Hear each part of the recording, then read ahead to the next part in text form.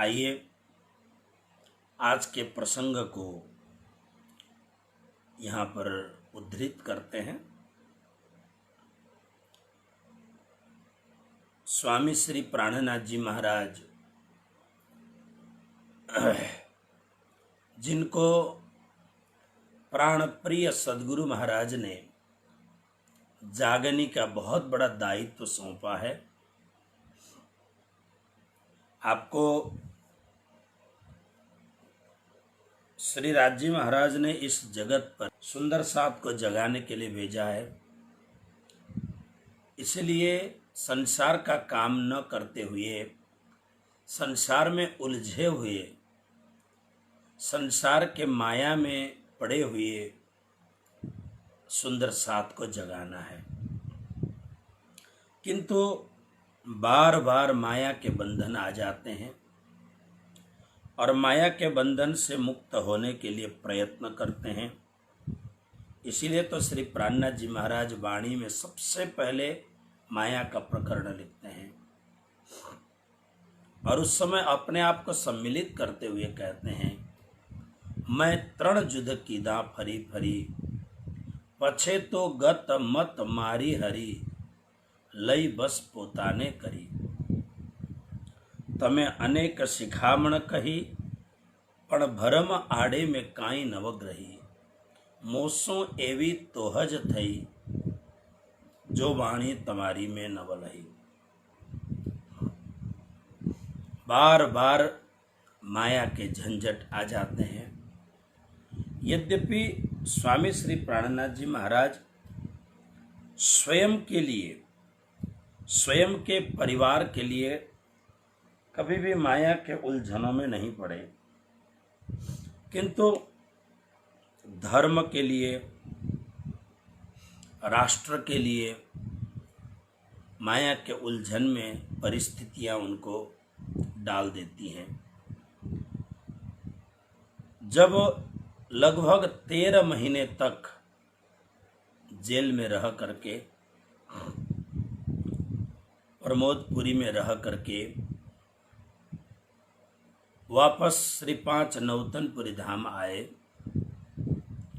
आकर के उन्हें जो राज्य महाराज की प्रेरणा से महामती स्वामी श्री प्राणनाथ जी महाराज के मुखारविंद से पहली बार एक अलौकिक परम दिव्य वाणी का अवतरण हुआ।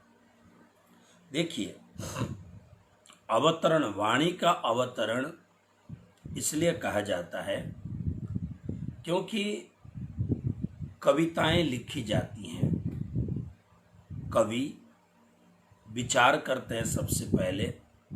वैसे कवि का महत्व कम नहीं है। हमारे यहाँ कहा जाता है, जहाँ न पहुँचे रवि तहाँ पहुँचे कवि, और जहाँ न पहुँचे कवि तहाँ पहुँचे अनुभवी। अनुभव का अपना एक सुंदर रहस्य है, किंतु कवि बहुत बड़ी शक्ति है, कवित्व शक्ति। कवि सबसे पहले किसी भी वस्तु के ऊपर अपने ध्यान को केंद्रित करते हैं। ध्यान को केंद्रित करने के बाद में फिर उनकी जो कल्पना शक्ति बहुत प्रबल होती है। जैसे महाकवि कालिदास का खंड काव्य है मेघदूतम। आपको आश्चर्य लगेगा मेघदूतम को देखते करके। एक यक्ष को लेकर के, यक्ष और यक्षिणी को लेकर के, फिर आकाश में विचरण करते हुए मेघमंडल को देख करके, फिर उस समय के वातावरण को, भौगोलिक वातावरण को, सामाजिक वातावरण को, भिन्न भिन्न स्थान के पर्यावरण को अपने कवित्व शक्ति से उट्टंकित करना, ये बहुत बड़ी बात है। एक मेघ को प्रिय का संदेश वाहक बना करके भेजना, वहीं पर आशा बंध कुसुम सदृशम प्रायसो ह्यंगनानाम सद्योपाति प्रणय हृदयम विप्रयोगे रुणद्धि। तो इस प्रकार से कवि एक सुंदर कविता कर सकते हैं। कवियों की अलग अलग श्रेणी है। चूँकि हम लोग संस्कृत पढ़ते थे और संस्कृत में जब भी हम परीक्षा देते हैं तो हमें काव्य पढ़ना पड़ता है। तो कई कवि होते हैं जो मर मर के कविता लिखते हैं, लेकिन कई कवि ऐसे होते हैं जिन्हें स्फुरणा होती है कवित्व की। बस उनके मस्तिष्क पर मानो कविताएं उछलती हैं, कविताएं लहराती हूँ। बहुत ढंग ढंग के कवि, जैसे कादम्बरी है, इतना जबरदस्त गद्य का काव्य है जिसको बहुत बहुत बढ़िया गद्य काव्य है। तो कवि अपनी काल्पनिक शक्ति को यथार्थ के किसी भी सामग्री से जोड़ करके फिर उसके साथ में अलंकार, छंद और उसकी रीति वगैरह बहुत सारी वस्तुएं उनको एकत्रित करके फिर उस अपनी कविताओं में कवित्व शक्ति को उड़ेल देते हैं। लेकिन संसार में कुछ ऐसी कविताएं हैं जो कविता की श्रेणी में नहीं है, जो वाणी की श्रेणी में है। तो जैसे श्रीमद् भागवत के लिए अब जो व्यास जी हैं बहुत बड़े कवि भी हैं, विद्वान भी हैं, विश्लेषक भी हैं, आलोचक भी हैं, बहुत कुछ हैं। लेकिन आप जानते हैं, जिसको प्राणनाथ जी ने अपनी वाणी में आलेखन किया है, वेदने पुराण शास्त्र सब उपजे, पीछे भारत पर्व 18, दाज नमीटी तिन व्यास की, पीछे उदयो भागवत सार। व्यास जी का हृदय इतना सब कुछ करने के बाद में भी बेचैन रहता है। व्यास जी का हृदय तब नारद जी की प्रेरणा से उनके मस्तिष्क में श्रीमद् भागवत का अवतरण होता है। फिर ऐसे कहा जाता है कि व्यास जी बोलने लगे और गणपति यानी गणेश भगवान लिखने लगे। तो ये श्रीमद् भागवत को इसलिए ग्रंथों में सर्वश्रेष्ठ ग्रंथ माना जाता है। विद्यावताम भागवते परीक्षा। भगवत गीता तो प्रभु की वाणी है। तो तारतम वाणी के लिए वेद को किसी कवि की कल्पना नहीं मानते हैं। बड़े बड़े पहुंचे हुए ऋषि किसी वृक्ष के नीचे, किसी नदी के तट पर, किसी गुफा के अंदर बैठ करके ध्यान के उत्तुंग शिखर में जब प्रणिधान के द्वारा वो पहुंचते हैं, तब उनके हृदय से जो भाव प्रवाह प्रकट होता है उसको वेद कहा है। इसलिए वेद को किसी ऋषि की कल्पना, किसी ऋषि की कविता, किसी ऋषि का लेख न मान करके वेद को भगवान माना जाता है। वेद भगवान कहते हैं। श्री कृष्ण प्रणामी धर्म में निजानंद संप्रदाय की इस दिव्य परंपरा में महामती स्वामी श्री प्राणनाथ जी महाराज के मुखारविंद से विनिश्रित तारतम वाणी को हम कोई ग्रंथ नहीं मानते हैं। यह साक्षात अक्षरातीत पूर्ण ब्रह्म परमात्मा का स्वरूप है। 5 स्वरूप मिल एक भैरी, रास ही चरण प्रकाश पिंडुरिया इत्यादि। प्राणनाथ जी ने स्वयं क्लियर किया। वो कहते हैं कि आप इसको कविता मानने की भूल ना करें। तो उन्होंने कहा, कविता लिखने की क्षमता मेरे में नहीं है। मैं कोई काल्पनिक उड़ान भरने वाला आदमी नहीं हूँ। मुझे कोई काव्य की इतनी ज़्यादा गहराई से ज्ञान नहीं है। काव्य का व्याकरण क्या है, काव्य की प्रस्तुत शैली क्या है, काव्य में कहाँ पर कौन सा अलंकार रखना चाहिए, किस छंद के द्वारा इसको आबद्ध किया जाए, रीति रस वगैरह का कहाँ प्रणिपात हो, ये सब बातें प्राणनाथ जी ने मना किया, ये सब बातें मुझे नहीं आते हैं। बस मैं तो एक मोहरा हूं, लेकिन बोलने वाला और कोई है। तो प्राणनाथ जी ने जगह जगह पर कहा, एक किवकर जिन जानो मन, श्री धनी ल्याए धाम थे बचन। इसको अब कवि एक किवकर, इसको कविता न माने।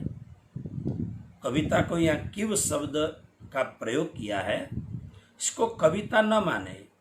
क्यों? मैं तो एक अनजान सा होकर के बैठा था,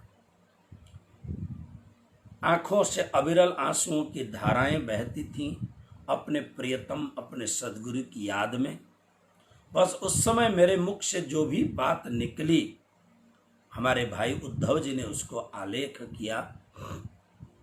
इसलिए यह कवि की कल्पना नहीं है, एक किव कर जिन जानो मन, किंतु ये धनी मेरे हृदय में बैठ करके और धनी के द्वारा, अभी धनी यहाँ पर प्राणनाथ जी श्री राज महाराज के लिए नहीं, स्वामी सदगुरु श्री निजानंद स्वामी के लिए प्रयोग करते थे। किंतु इसका अर्थ ये न माने कि श्री राज महाराज की प्रेरणा नहीं है, क्योंकि श्री धनीदेव चंद्र जी महाराज स्वयं साक्षात राज्यमय हैं, राज्य के स्वरूप हैं। और वह सदगुरु महाराज जब हृदय में बैठ करके वाणी का प्रवाह प्रस्तुत कर रहे हैं, यह बात महामती स्वामी श्री प्राणनाथ जी महाराज का। जब यह दिव्य ग्रंथ, अब वो तो एक भावावेश में हो करके, क्योंकि वितककारों ने इतना सुंदर इसका प्रणयन किया है। मेहराज जब जेल में बैठ करके उनके हृदय से जोश से भरी हुई बातें निकलती थी, आंखों में आंसुओं की धाराएं हैं और मुखारविंद पर इतना अलौकिक तेज प्रकाश है, आप भौंचक के रह जाएं। एक सामान्य मनुष्य के मुखारविंद पर यह प्रकाश बहुत ही कम दिखाई देता है। न प्रभात तरलम ज्योति रुदेति वसुधा तला, अभिज्ञान शाकुंतलम में यह शब्द कहा। ये प्रभात तरल ज्योति है, ये अलौकिक प्रकाश पुंज है। ये तो साक्षात राज्य हृदय में विराजमान होके, सदगुरु महाराज हृदय में विराजमान होकर के यह वाणी प्रस्तुत हुई है। फिर जब वाणी को स्वामी जी ने बाद में देखा, देखने पर उन्हें लगा यह राज्य की प्रेरणा से प्रकट हुई वाणी है। सदगुरु महाराज स्वयं इस वाणी को कहने वाले हैं। मुझे उन्होंने अपना योग्य एक मुखबिर बनाया है, लेकिन है ये मेरे सदगुरु की वाणी। यह वाणी सुंदर साथ के लिए बहुत उपयोगी बनेगी। यह वाणी, इस वाणी के द्वारा सुंदर साथ बहुत लाभ लेंगे। तब तक मेहराज बिहारी जी को और सुंदर साथ कुछ भी माने और बिहारी जी का स्वभाव कुछ भी हो, लेकिन सदगुरु की गादी पर स्वयं श्री महाराज ने बैठाया है, इसलिए गादी को और गादी में बैठे हुए बिहारी जी को सदगुरु स्वरूप मान करके पूजते थे, प्रणाम करते थे। देखिए, श्री प्राणनाथ जी का हृदय अत्यंत निर्मल पावन हृदय है। श्री प्राणनाथ जी का मानना इतना पवित्र है, लेकिन सामने वाला जो गादी में बैठा हुआ जो व्यक्ति है, उसे समझना है कि मैं कितने पवित्र गादी पर बैठा हुआ हूं। मेरे हृदय में अगर कपट की भावना होगी, मेरे हृदय में इस प्रकार से षड्यंत्र पूर्ण राजनीति मैं करूंगा, तो ये गादी के लिए शोभा युक्त नहीं है। वो तो बिहारी जी को समझना है। लेकिन महामती, यही बात मैं आपको दूसरी रीति से कहूँ। जैसे महाभारत में युधिष्ठिर महाराज के लिए एक शब्द है अजात शत्रु, जिसका कोई भी शत्रु जन्म ही नहीं लिया है, वो अजात शत्रु है। पूछा किसी ने, अगर आपका कोई शत्रु ही नहीं है तो इतना भयंकर युद्ध क्यों? युधिष्ठिर कभी नहीं चाहते थे युद्ध हो, युद्ध चाहते थे श्री कृष्ण। युधिष्ठिर तो बार बार प्रयत्न करते थे कि हम युद्ध न करें, ये खून खराबा न करें, ये काट मार न करें, खून की होली न खेला जाए। युधिष्ठिर बार बार ही कहते थे। तो क्या दुर्योधन, दुशासन, शकुनी वगैरह पांडव के शत्रु नहीं है? तो पांडव की बात जाने, लेकिन पांडवों में से जो युधिष्ठिर हैं उनके हृदय में किसी के लिए भी कभी भी शत्रुता पनपी ही नहीं। क्योंकि आप किसी को शत्रु माने, सबसे पहले आपको अपने मन को तय करना होगा, यह मेरा शत्रु है। जब आप अपने मन से तय करते हैं कि ये मेरा शत्रु है, तो उसके प्रति आपको द्वेष होगा, उसके प्रति आपकी भावनाएं कुटिल होंगी। तो सबसे पहले गंदा होगा अपना मन, गंदी होगी अपनी वृत्तियां। इसीलिए युधिष्ठिर महाराज इतने पावन थे, इतने पवित्र थे, उनके दृष्टि में न दुर्योधन न दुशासन कोई भी वहाँ पर उनके लिए विरोधी नहीं था। परिस्थितियाँ, जिम्मेवारियाँ, समय की मांग और समय के ललकार को देखते हुए एक अत्यंत जिम्मेवार पद में रहने के कारण, कृष्ण के अनन्य भक्त होने के कारण श्री कृष्ण की आज्ञा की अवहेलना न कर सके। इसलिए उन्होंने युद्ध में, संग्राम में भाग जरूर लिया, लेकिन उनका कोई भी शत्रु नहीं है। महामती स्वामी श्री प्राणनाथ जी महाराज के लिए बिहारी जी विरोधी नहीं है, क्योंकि स्वामी श्री प्राणनाथ जी महाराज को ऐहिक संपत्तियां यानी संसार की कोई भी संपत्ति के प्रति कोई भी लालसा नहीं है। इस संसार में जितने भी झगड़े हुए हैं, प्राय उन झगड़ों के लिए अगर आप देखेंगे तो जर, जोरू और जमीन, इन तीन वस्तुओं पर झगड़ा, बहुत बड़े बड़े झगड़े हुए हैं। जर, जोरू और जमीन यानी संपत्ति, स्त्री और जमीन के विषय में बड़े बड़े झगड़े हुए हैं। इस संसार के हजारों छोटे और बड़े युद्ध स्त्री और धन को लेकर के हुए हैं। बड़े बड़े युद्ध, बड़े बड़े मनस्वी भी इससे अछूते नहीं हुए। तो स्वामी श्री प्राणनाथ जी महाराज का जो कर्तृत्व है, उनका जो जीवन है, वह इतना भावपूर्ण जीवन है, संसार की कोई कामना ही उनके भीतर में नहीं है। वो अपने जीवन में परम संयमी हैं, इसलिए उनको राजसी ठाठ बाट चाहिए ही नहीं। अगर चाहिए होता तो उनको जन्मजात मंत्री के घर में पैदा हुए, स्वयं महामंत्री बने हुए हैं, उसके प्रति उनको कोई लालसा ही नहीं है। पद प्रतिष्ठा की बात आप देखें तो श्री प्राणनाथ जी महाराज ने अपनी वाणी में कई बार कहा है, मार प्रतिष्ठा पैजारो। ये प्रतिष्ठा आपकी भक्ति को बिगाड़ देगी।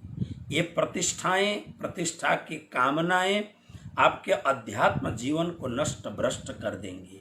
इसलिए प्राणनाथ जी ने वाणी में कई जगह पर कई भावों में कहा, जिसका एक आपको मैं बात कह रहा हूं कि इस प्रतिष्ठा को, लोक प्रतिष्ठा को जूते से मारिए, प्रतिष्ठा पैजारो। तो लोक प्रतिष्ठा की कामना ही नहीं है, इसलिए भी उनके भीतर राग और द्वेष का जन्म लेना अस्वाभाविक है।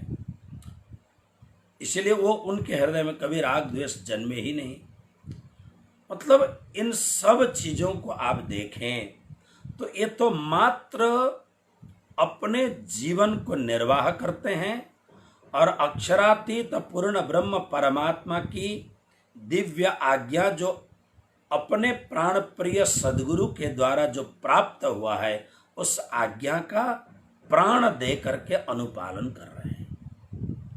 लेकिन जब वाणी लेकर के आए, बिहारी जी को दिखाया, क्योंकि बिहारी जी को वो स्वयं सदगुरु देवचंद्र जी के रूप में मानते हैं। पानी देखने के बाद में बिहारी जी चमके। यहाँ पर शब्द लिखा है, बिहारी जी चमके समय इन्ना, जब ही सुने खटरुतु के वचन न, इन तहकीक लयो साथ हमसे, चले न जोर हमरो हमारो इनसे।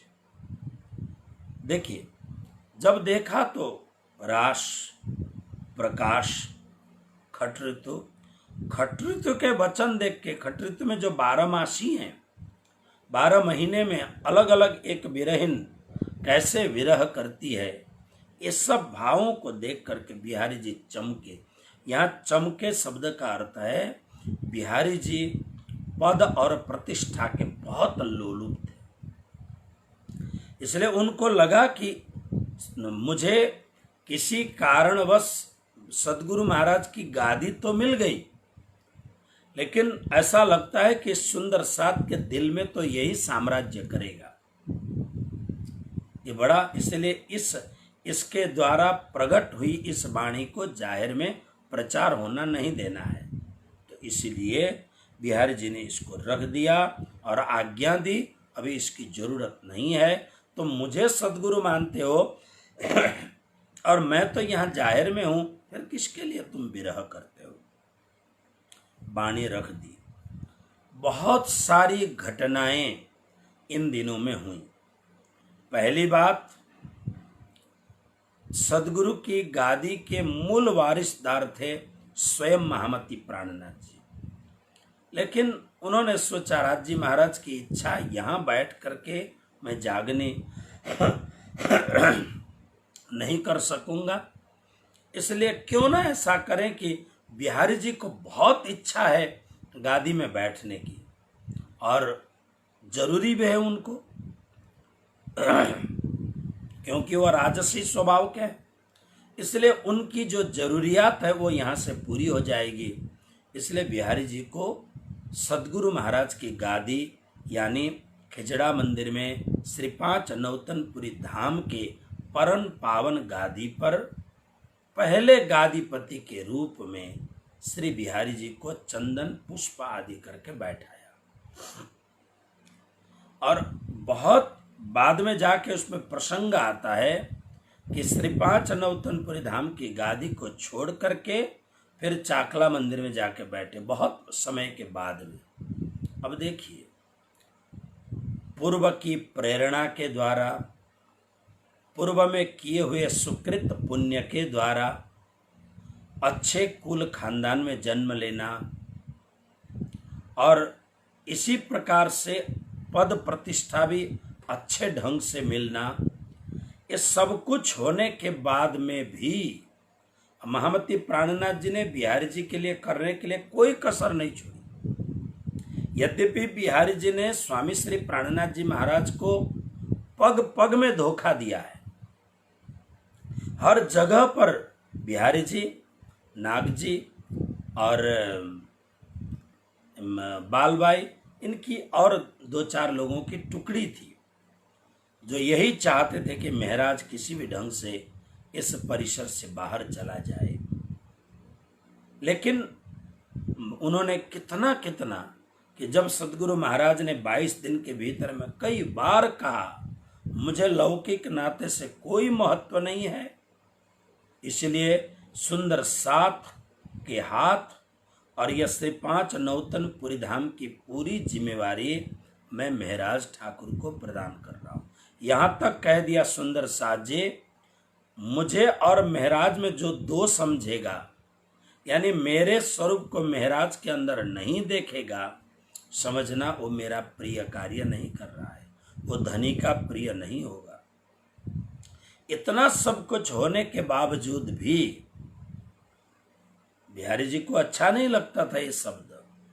और जब अरब से संपत्ति लेकर के आए, संपत्ति इन्होंने खुद रख लिया, सब लोगों ने मिलके सदगुरु के साथ झूठ बोल दिया। फिर सदगुरु के साथ में मिल करके पुनः 4 वर्ष का और ज्यादा विरह उनसे, सदगुरु महाराज से अलग कर दिया उनको। सब कुछ महाराज जानते हैं, ऐसे नहीं कि वो कुछ नहीं जानते हैं। स्वयं महाराज एक अत्यंत पवित्र आत्मा है और ध्यान के परम अभ्यासु हैं। इसलिए जो बहुत अच्छी तरह ध्यान करता है उससे औरों के मन की बात उसको पता लग जाता है। महाराज स्वयं एक अपूर्व शक्ति संपन्न व्यक्तित्व हैं। उनके अंदर सदगुरु महाराज की अनंत कृपा है, राज्य महाराज का निवास है, वो सब। और चलो इन सब बातों को हटाते हुए मैं एक लौकिक भावनाओं के द्वारा आपको बताऊं तो एक अत्यंत कुशल राजनेता है, एक बहुत ही अत्यंत कुशल राजनेता है। नहीं तो आप विचार करो, छोटी सी उम्र में जाम सत्ता में वो महामंत्री पद पर विराजमान हुए। बहुत बड़ी उम्र रही थी उनकी। फिर जब बिछोड़ हुआ तो 2 वर्ष और 8 महीने तक ध्रोल में जाके अत्यंत प्रतिष्ठित एक प्रशासक मंत्री पद को स्वीकार करके उन्होंने अत्यंत कुशलता पूर्वक ध्रोल को संभाला। उन्होंने ध्रोल नाम का जो राज्य था उसको पूरा उन्होंने हैंडलिंग किया।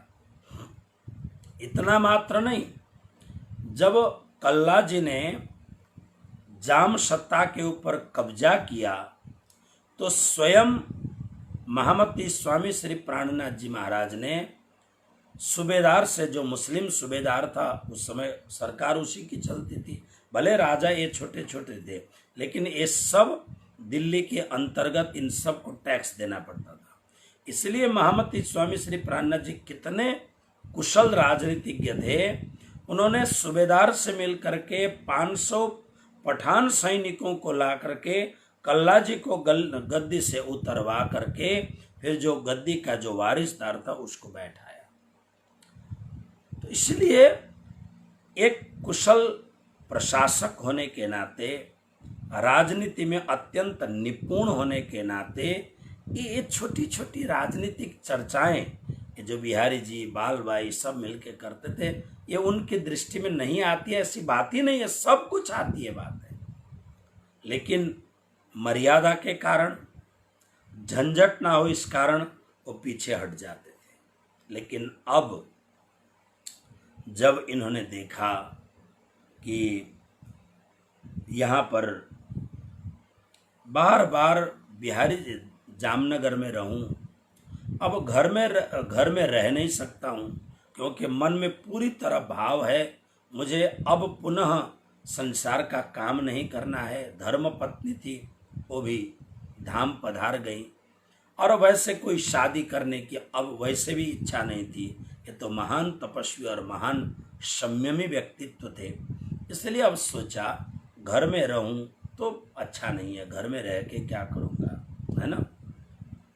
और श्री 5 नौतनपुरी धाम में जाके रहूं तो बिहारी जी, मैं तो पूरी तरह से सदगुरु महाराज के प्रति समर्पित हूँ, लेकिन बिहारी जी का दृष्टिकोण ठीक नहीं है, इसलिए अब बैठे बैठे टकराएं, इससे अच्छा है यहाँ से विदाई ले लें। बुद्धिमान व्यक्ति को चाहिए, क्योंकि टकराने की कोई ज़रूरत नहीं है, हटो यहाँ से, अपना बोरिया बिस्तरा संभालो और यहाँ से हटो। मुझे मेरे सदगुरु महाराज ने जागने का काम मुझे दिया है, मुझे जागने का काम करना है। अब वहाँ से श्री प्राणनाथ जी महाराज श्री 5 नौतनपुरी धाम से जूनागढ़ के लिए निकलते हैं। देखिए यहाँ क्या कहते हैं, आप 2-4 चौपाइयाँ श्रवण करें। उल्टी ताके खंडनी करो, पर प्रश्न ताको चित्त में ना धरो, सो खोले सब बानी माही, ताकि महिमा कहत क्यों नाही। यहाँ ते फारक भय तत्काल, संबत 16 तरह की साल, गए बसावने गांव जुताही, आए प्रभु जूनागढ़ के माही। जहाँ तक श्री मेहराज ठाकुर का हृदय में जो अत्यंत परिवर्तन आया कि अब मुझे यहाँ से निकलना है, ये जो सुंदर साथ की जो घटना घटी, जो 7 दिन तक श्री 5 नौतनपुरी धाम के गेट में पड़ा रहा बिना भोजन किए, फिर भी बिहारी जी का हृदय द्रवीभूत नहीं हुआ और मेरे घर में आश्रय लिया और मेरी अत्यंत दयालु पत्नी ने भोजन बना के खिलाया और मेरी पत्नी तक को धर्म से निकाल दिया। इसी कारण से मुझे प्राण जैसे प्रेम करने वाली अत्यंत धर्मपरायण पत्नी प्राण छोड़ देती है, फिर भी इस आदमी के हृदय में दया की एक छींटा तक नहीं है। तो इसलिए अब जो है मैं यहाँ रह करके सुंदर साथ में गुटबंदी करूं, ये अच्छी बात नहीं है। धर्म में जब गुटबंदी आती है तब उस समय धर्म का विकास नहीं होता है। इसलिए बहुत ध्यान देना चाहिए, धर्म में गुटबंदी न हो, ये भाग हमारा, ये भाग हमारा, ये भाग हमारा, ऐसा नहीं। योग्यता की कदर होनी चाहिए, विद्वत्ता की कदर होनी चाहिए। जो अच्छे और सच्चे निष्ठावान कार्यकर्ता हैं उनका सम्मान होना चाहिए, और जिससे धर्म का, धनी का और सद्गुरु का कार्य हो, उस कार्य के ऊपर ध्यान देना चाहिए सबको। इसलिए अब स्वामी जी ने सोचा मैं यहाँ से जाऊँ, परंतु जाने के लिए कोई एक कुछ भाव तो चाहिए। तब उन्होंने बिहारी जी से कहा, बिहारी जी मुझे जूनागढ़ के पास में गांव बसाने के लिए आज्ञा हुई है सरकार की तरफ से, इसलिए मैं जाता हूँ। इन्होंने खुशी खुशी हाँ कह दी। विक्रम संवत 1716 को स्वामी श्री प्राणनाथ जी महाराज नौतनपुरी धाम से निकल करके जूनागढ़ की ओर चले जाते हैं। क्या कहते हैं देखिए, सत्रोत्तरे यहाँ रहे सुखदाये, बैठो बरस 78 आए, कान जी भाई रहे ठौर उन्न, सुनी सरस बानी जो 17 रहे। और देखिए भले सरकारी काम करने के लिए आए हों, लेकिन 4 घंटे 5 घंटे 8-10 घंटे आप काम करें, उसके बाद में तो जो उनका मूल ध्येय है वही काम वो करते थे। मूल ध्येय क्या था? जागने का काम करना। इसलिए बस खाली समय में सवेरे और शाम को जो कुछ भी 2, 4, 10, 20 जो भी होते थे उनको बैठा करके धर्म की बात करते थे। लोग बड़े आकर्षित होते थे, क्योंकि धर्म की बात करें तो सबसे पहले ब्रज की बात करेंगे। कृष्ण की बात करने से सब लोग आकर्षित होते हैं। चलो यहाँ भागवत की कथा हो रही है, श्रीमद् भागवत की कथा हो रही है, चलो वहां पर जाते हैं, है ना। तो इस प्रकार से जाते हैं। लेकिन ब्रज की जब बात करते हैं तो लोग आश्चर्यचकित होकर सुनते हैं। हमने कई बार भागवत की कथा सुनी है, लेकिन ऐसी भागवत की कथा हमने पहली बार सुनी है। ये कहते हैं कि ब्रजमंडल में कृष्ण के साथ में जो सखियां थी, जो कृष्ण दर्शन के लिए पानी भरने के लिए श्री जमुना जी में जाते हुए बहाना बना बना करके नंद बाबा के घर में जा करके नंदलाल श्याम सुंदर को देखने वाली जो अत्यंत प्रेम से भरी हुई जो सखियां थी, वो और कोई नहीं है, वो हम ही हैं। हमें जागरण अपने आप को करना है, हमें जागृति होनी है अपने आप को, इस तरीके से। और कृष्ण लीला के भेद बताते हैं। पहली बार भक्तों को ये सुनने को मिलता है कि कृष्ण विष्णु नहीं है। भगवान विष्णु तो कृष्ण की अनंत शक्ति में से एक शक्ति हैं। श्री कृष्ण भगवान विष्णु के रूप में भी हैं, गौलोक धाम के रूप में भी हैं, और वही श्री कृष्ण हद पार बेहद है, बेहद पार अक्षर, अक्षर पार वतन है, जागिए इन घर। हम कृष्ण कृष्ण सब कोई कहे, पर भेद न जाने कोई, नाम एक विध है सही, लीला त्रिविध होए, एक कृष्ण वैकुंठ को, दूजो है गौलोक, तीजो धाम अखंड को, कहत पुराण विवेक। इस प्रकार से एक एक बातों का बहुत अच्छी तरह विश्लेषण करते हैं, और विश्लेषण करने पर शास्त्र के प्रमाण और अंतःकरण के प्रमाण के द्वारा लोगों के मस्तिष्क में ये बात बैठ जाती है, खूब प्रेम से चर्चा होती है। लेकिन इस समय क्या हुआ, जब ये जूनागढ़ की ओर जा रहे हैं, बीच का ये छोटा सा प्रसंग देख लीजिए। जूनागढ़ की ओर जब जा रहे हैं तो उस समय या तो ऊंट में बैठ के जाइए, या तो बैलगाड़ी में जाइए, या तो जहाँ नदियाँ आती हैं वहाँ पर नाव लगे होते हैं, नाव के छोटे छोटे जहाज़ों के जो हवा के द्वारा चलने वाली जो जहाज़ें हैं, जहाँ पर बड़े बड़े तिरपाल लगे हुए हैं, उनके द्वारा जाइए या पैदल जाइए। तो स्वामी जी पैदल यात्रा कर रहे हैं, रास्ते में भजन भक्ति भाव से पैदल यात्रा करते करते जा रहे हैं। तो उसी समय अकस्मात जब जा रहे हैं तो इधर जूनागढ़ पहुंचने से पहले रास्ते में धोराजी आता है। ये गुजरात के शहरों के नाम हैं।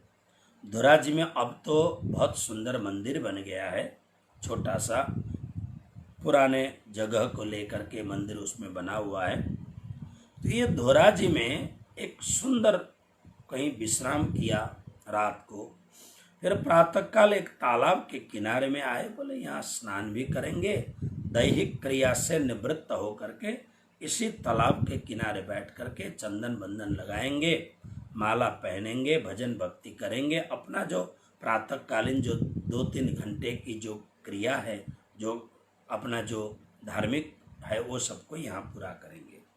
तो तालाब के किनारे में बैठे अपने संध्या वंदन आदि जो कुछ पूजा पाठ करनी थी वो करते थे।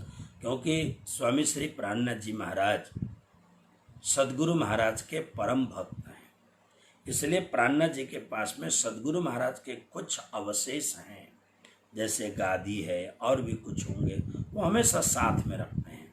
और उसी को साथ में रख करके फिर सदगुरु महाराज को ही प्राण प्रियतम धाम धनी श्रीराज जी महाराज मान करके उनकी सेवा करते हैं, उनको याद करते हैं, स्मरण करते हैं। तो बैठ करके वो अपना काम कर रहे थे। इसी समय धोराजी जो गांव है वहाँ से वीर जी भाणजी करके एक आदमी, जो एक व्यक्ति थे वहाँ के एक सज्जन थे, वो अपनी छोटी सी पुत्री के साथ में जिसका नाम है कुंवरबाई, जिसका नाम है तेज कुंवरी या तेज कुंवरी, छोटी बिटिया, उसको लेकर के पानी भरने आए। ज्यों ही वो छोटी, अभी तो 8 वर्ष की छोटी सी लड़की है, आते ही जब वो सामने बैठा हुआ आदमी है उसको देखते ही इसने लाज काढ़ लिया। लाज काढ़ने का मतलब क्या होता है, ये गुजरात में, राजस्थान में ये परंपरा है। पहले तो हमारे यहाँ भी ये परंपरा थी कि सिर को ढक लेते हैं और सिर को मात्र न ढक करके अमुक व्यक्तियों के सामने घूंघट डाल लेते हैं। पिताजी आश्चर्यचकित हो गए। वीर जी भाणजी ने कहा, बिटिया तुम ऐसा क्यों कर रही हो, अभी तो तुम्हारी शादी नहीं हुई है, मगनी नहीं हुई है, उम्र पहले तो अब छोटी सी अवस्था में शादी हुआ करती थी, लेकिन इतनी बड़ी भी नहीं हुई हो कि तुम्हारी शादी भी हो गई हो, इतनी छोटी सी उम्र में, और यहाँ पर कोई दिख भी नहीं रहा है, तुमने ऐसा क्यों किया। तब वो तेज कुंवरी बोलती है, पिताजी वो जो किनार में बैठ करके भजन भक्ति कर रहे हैं ना महात्मा जी, बोले हाँ, ये हमारे पूर्व जन्म के पति हैं। वीर जी भाणजी आश्चर्यचकित हो गए। वैसे तो यह बालिका ने जब जन्म लिया, इसके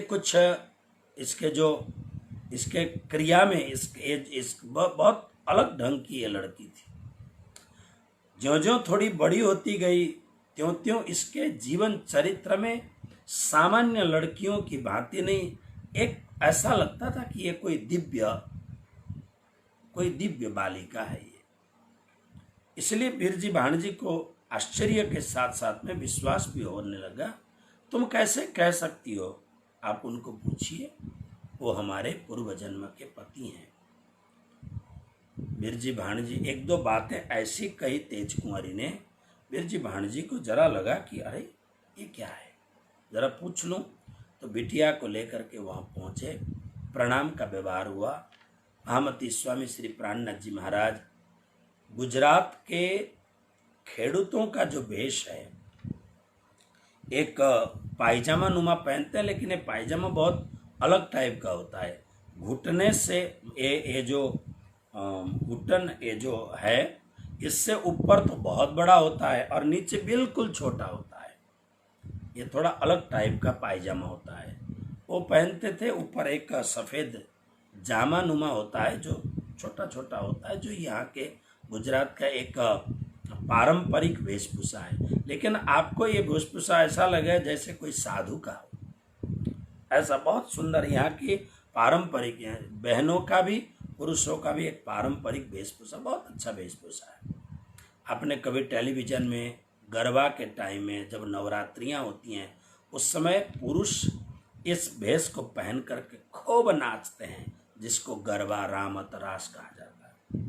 सुंदर भेष पहन रखा था और एक ऊंचा कद का व्यक्तित्व और एक अभिजात जन्मजात एक बहुत ही पवित्र व्यक्ति, इसलिए पूरा ऐसे पवित्र व्यक्ति का शरीर भी ऐसा ही एक दिव्य छटा से युक्त होता है। उनका जो भौतिक शरीर है यानी उनका जो बाहरी ढांचा है ये भी एक प्रतिभाशाली, ये भी एक प्रभाव वाला व्यक्तित्व था उनका। जाके प्रणाम किया, चंदन वगैरह कर रहे थे, चंदन लगा रहे थे। आपसे एक छोटा सा निवेदन करना है। उन्होंने कहा बोलो क्या बात है। तो उन्होंने कहा ये मेरी लड़की कुछ विचित्र बात करती है। क्या कहती है? तो उसने थोड़ा शर्माते सकुचाते हुए कहा अजी आप मेरे पूर्व जन्म के पति हैं। चौंक गए। अरे मैं तो पहली वाली चली गई, बस अब शांति से सदगुरु का जीवन भर काम करूँगा। मुझे कई बार गृहस्थ जीवन में फिर फंसाने के लिए बिहारी जी आदि ने मिल करके हम लड़की देखते हैं, आपको शादी करनी होगी, अकेले कैसे रहोगे। यही तो गृहस्थ लोग यही तो बोलते हैं ना, आप अकेले कैसे रहोगे, अकेले रहना बहुत तकलीफ है। अगर आप बीमार पड़ गए, अगर आप कुछ हो गए, आपकी सेवा कौन करेगा। लोग गृहस्थ लोग कई बार ऐसी बातें करते हैं ना कि साधु का हृदय जरा डामाडोल होने लग जाता है कि जब कोई बीमार हो जाएगा तब क्या करोगे। देखो कोई बीमार हो गया तो पत्नी बीमार हो गई तो पति सेवा करते हैं, पति बीमार हो गए तो पत्नी सेवा करती है। सब ये सब बातें कहते हैं। तो कहते हुए जरा विचार करते हैं, हाँ बिल्कुल बात तो सही है, हम अकेले क्या करेंगे। ऐसा नहीं है। अगर आप समाज के साथ रहते हैं तो समाज में से कोई ना कोई जरूर राज्य महाराज कृपा करेंगे, उसे सेवा के लिए भेज देंगे। पहली बात तो ऐसी कामना रखनी चाहिए साधु को, मुझे बीमार पड़ना ही न पड़े। अब ये तो प्रकृति की बात है और राज्य की कृपा की बात है, लेकिन कभी बीमार पड़े ही नहीं ऐसा सोचना चाहिए। और पड़ भी जाए तो हमने बहुत बड़े से बड़ा इंश्योरेंस करके रखा है और वह इंश्योरेंस है राज्य के प्रति अगाध प्रेम, अनन्य भाव। हम तो हाथ हुक्म के हक के हाथ हुक्म, इत हमारा पिया जी क्या चले, ज्यों जानो त्यों करो खसम। आपको ही जो करना है करो, अपने को तो श्री राज्य के अनन्य भक्ति रूपी इंश्योरेंस में पूरा भरोसा करना चाहिए। योगक्षेमम भाम्यम, भारत के जो सरकारी इंश्योरेंस की जो एजेंसी है उसमें ये शब्द है, लोगो है भगवद गीता का, योगक्षेमम भाम्यम। कृष्ण ने कहा आपका संपूर्ण योगक्षेम हम वहन करते हैं। तो ये चौंक गए, ऐसा ये सब बातें न करो। तो वो बालिका रोने लग गई। उसने कहा नहीं जी आप हमारे। अब यह बालिका ने कभी भी धोराजी छोड़ करके कहीं गई नहीं है। बहुत लोग, मैं सौराष्ट्र में बहुत बार जाता हूँ तो गांव में जब जाता हूँ बहुत लोग ऐसे हैं जिन्होंने सौराष्ट्र की बड़े बड़े शहर ही नहीं देखे, अपने गांव में ही मस्त है, वही आसपास में जहाँ सगे संबंध। आज भी जबकि इतनी गाड़ियों की व्यवस्था है, मोटरसाइकिलों की व्यवस्था है, पूरी दुनिया इधर के लोग वहाँ जाते हैं, वहाँ की दुनिया के लोग इधर जाते हैं, कोरोना फैलता रहता है इन सब चीज़ों से। ऐसे परिस्थिति में भी सौराष्ट्र के गांव में ऐसे ऐसे लोग हैं आज भी जो खेडूत हैं, जो वहाँ के किसानी वर्ग जो ग्रामीण लोग हैं। अब ये तेज कुंवारी तो कहीं गई नहीं, बीरजी भाणजी भी बहुत कहीं गए नहीं हैं। फिर परीक्षाएं हुई, उन्होंने कहा कि आपका नाम, बड़े सकुचाते हुए कहा, आपका नाम मेहराज है। आश्चर्यचकित हो गए। आप 5 भाई हैं, आप उनमें से छोटे में से दूसरे नंबर के भाई हैं, ऊपर में से चौथे नंबर के भाई आप हैं। आपके पिताजी जामनगर में बहुत बड़े दीवान पद पर विराजमान थे। आपकी माता श्री साक्षात यशोदा माता की तरह परम धर्मात्मा थी। इस प्रकार की बात है। फिर आपका घर का दरवाजा किस दिशा की ओर है, और आपके घर के आसपास में कौन कौन से वृक्ष हैं। फिर कहा, मैं पूर्व जन्म में फूलबाई नाम की स्त्री थी जो आपकी पत्नी के रूप में न थी मैं, और इस कारण से मुझे देहत्याग करना पड़ा। क्योंकि मेरे मन में आपकी सेवा करने की अनंत भावना थी, और आपके साथ साथ में आप समाज की सेवा, सद्गुरु के द्वारा आज्ञांकित प्रणामी धर्म की सेवा करने की आपकी बहुत इच्छा थी। तो मैं ऐसा समझती थी, क्योंकि मैं आपकी पत्नी थी, तो मैं ऐसा समझती थी आप समाज की सेवा करें, राष्ट्र की सेवा करें, आप सद्गुरु महाराज के द्वारा आज्ञा दी गई है, आप सुंदर साथ की सेवा करें।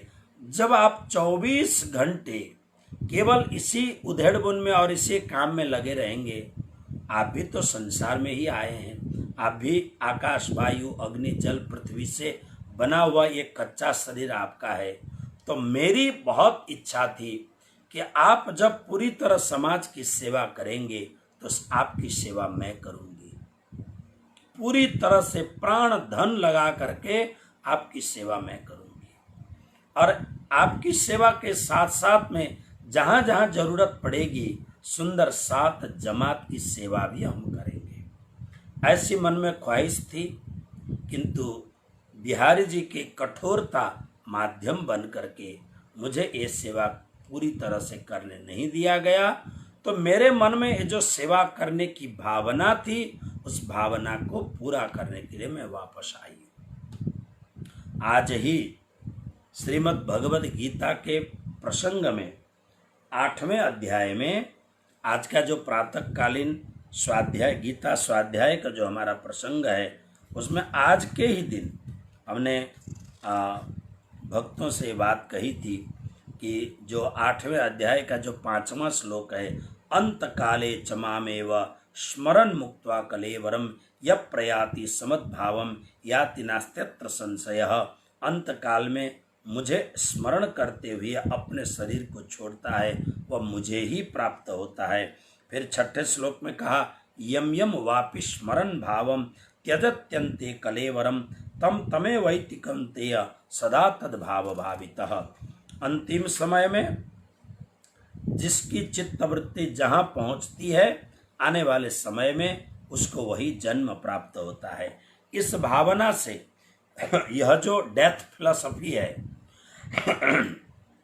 यह जो मृत्यु दर्शन है, इस मृत्यु दर्शन को देखते हुए तेज कुंवरी कहती हैं कि मेरी मन में भावना परमधाम जाने की नहीं थी, मेरी मन की भावना थी हम आपकी सेवा करें, हम आपकी शुश्रूषा करें, आपकी देखभाल करें, और आपके द्वारा निर्दिष्ट जो भी धर्म कार्य होगा वो हम करें। हमारी ऐसी भावना थी, इसलिए मैं पुनः जन्म लेकर के आई हुई हूँ। जब पूरी तरह से एक एक बातें कह दी, अब श्री महाराज जो अब आजीवन अकेले रहने की जो उनकी इच्छा थी, श्री राज जी को ध्यान किया। ध्यान करने के बाद में उन्होंने सोचा, राज जी महाराज जागने के इस महत्तम कार्य में मुझे एक सहयोगी भेज रहे हैं।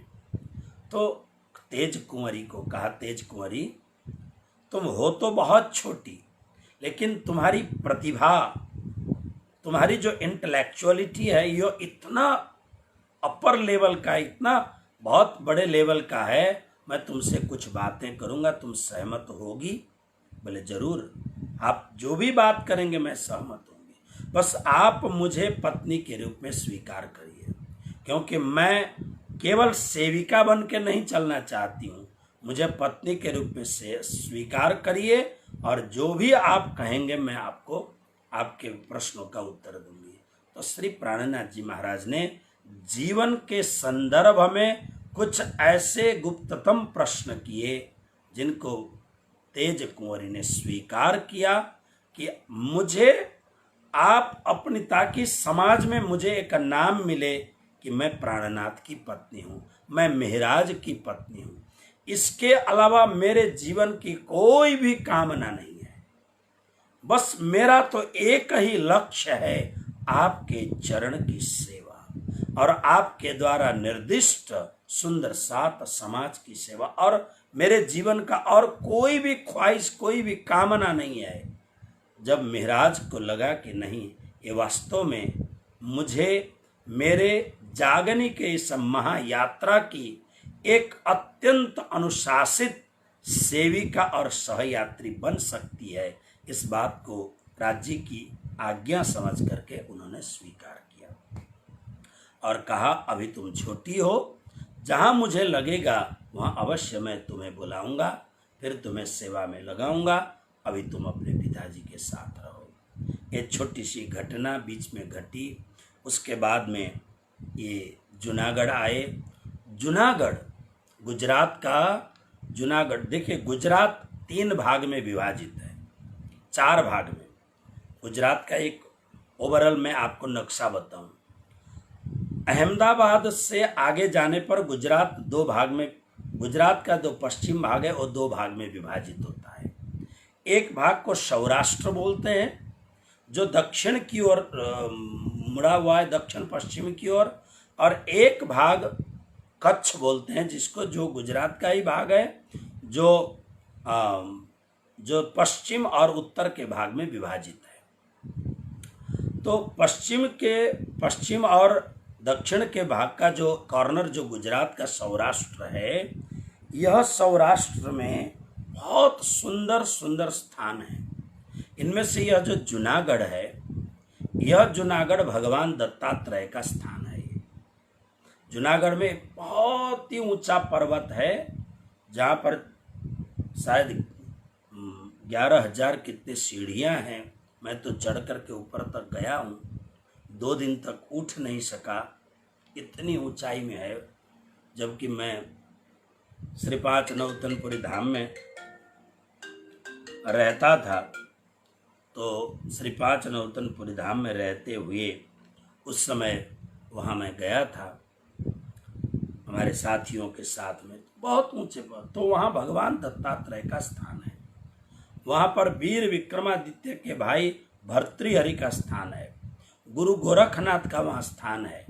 ये बड़ा सुंदर दिव्य तीर्थ है ये।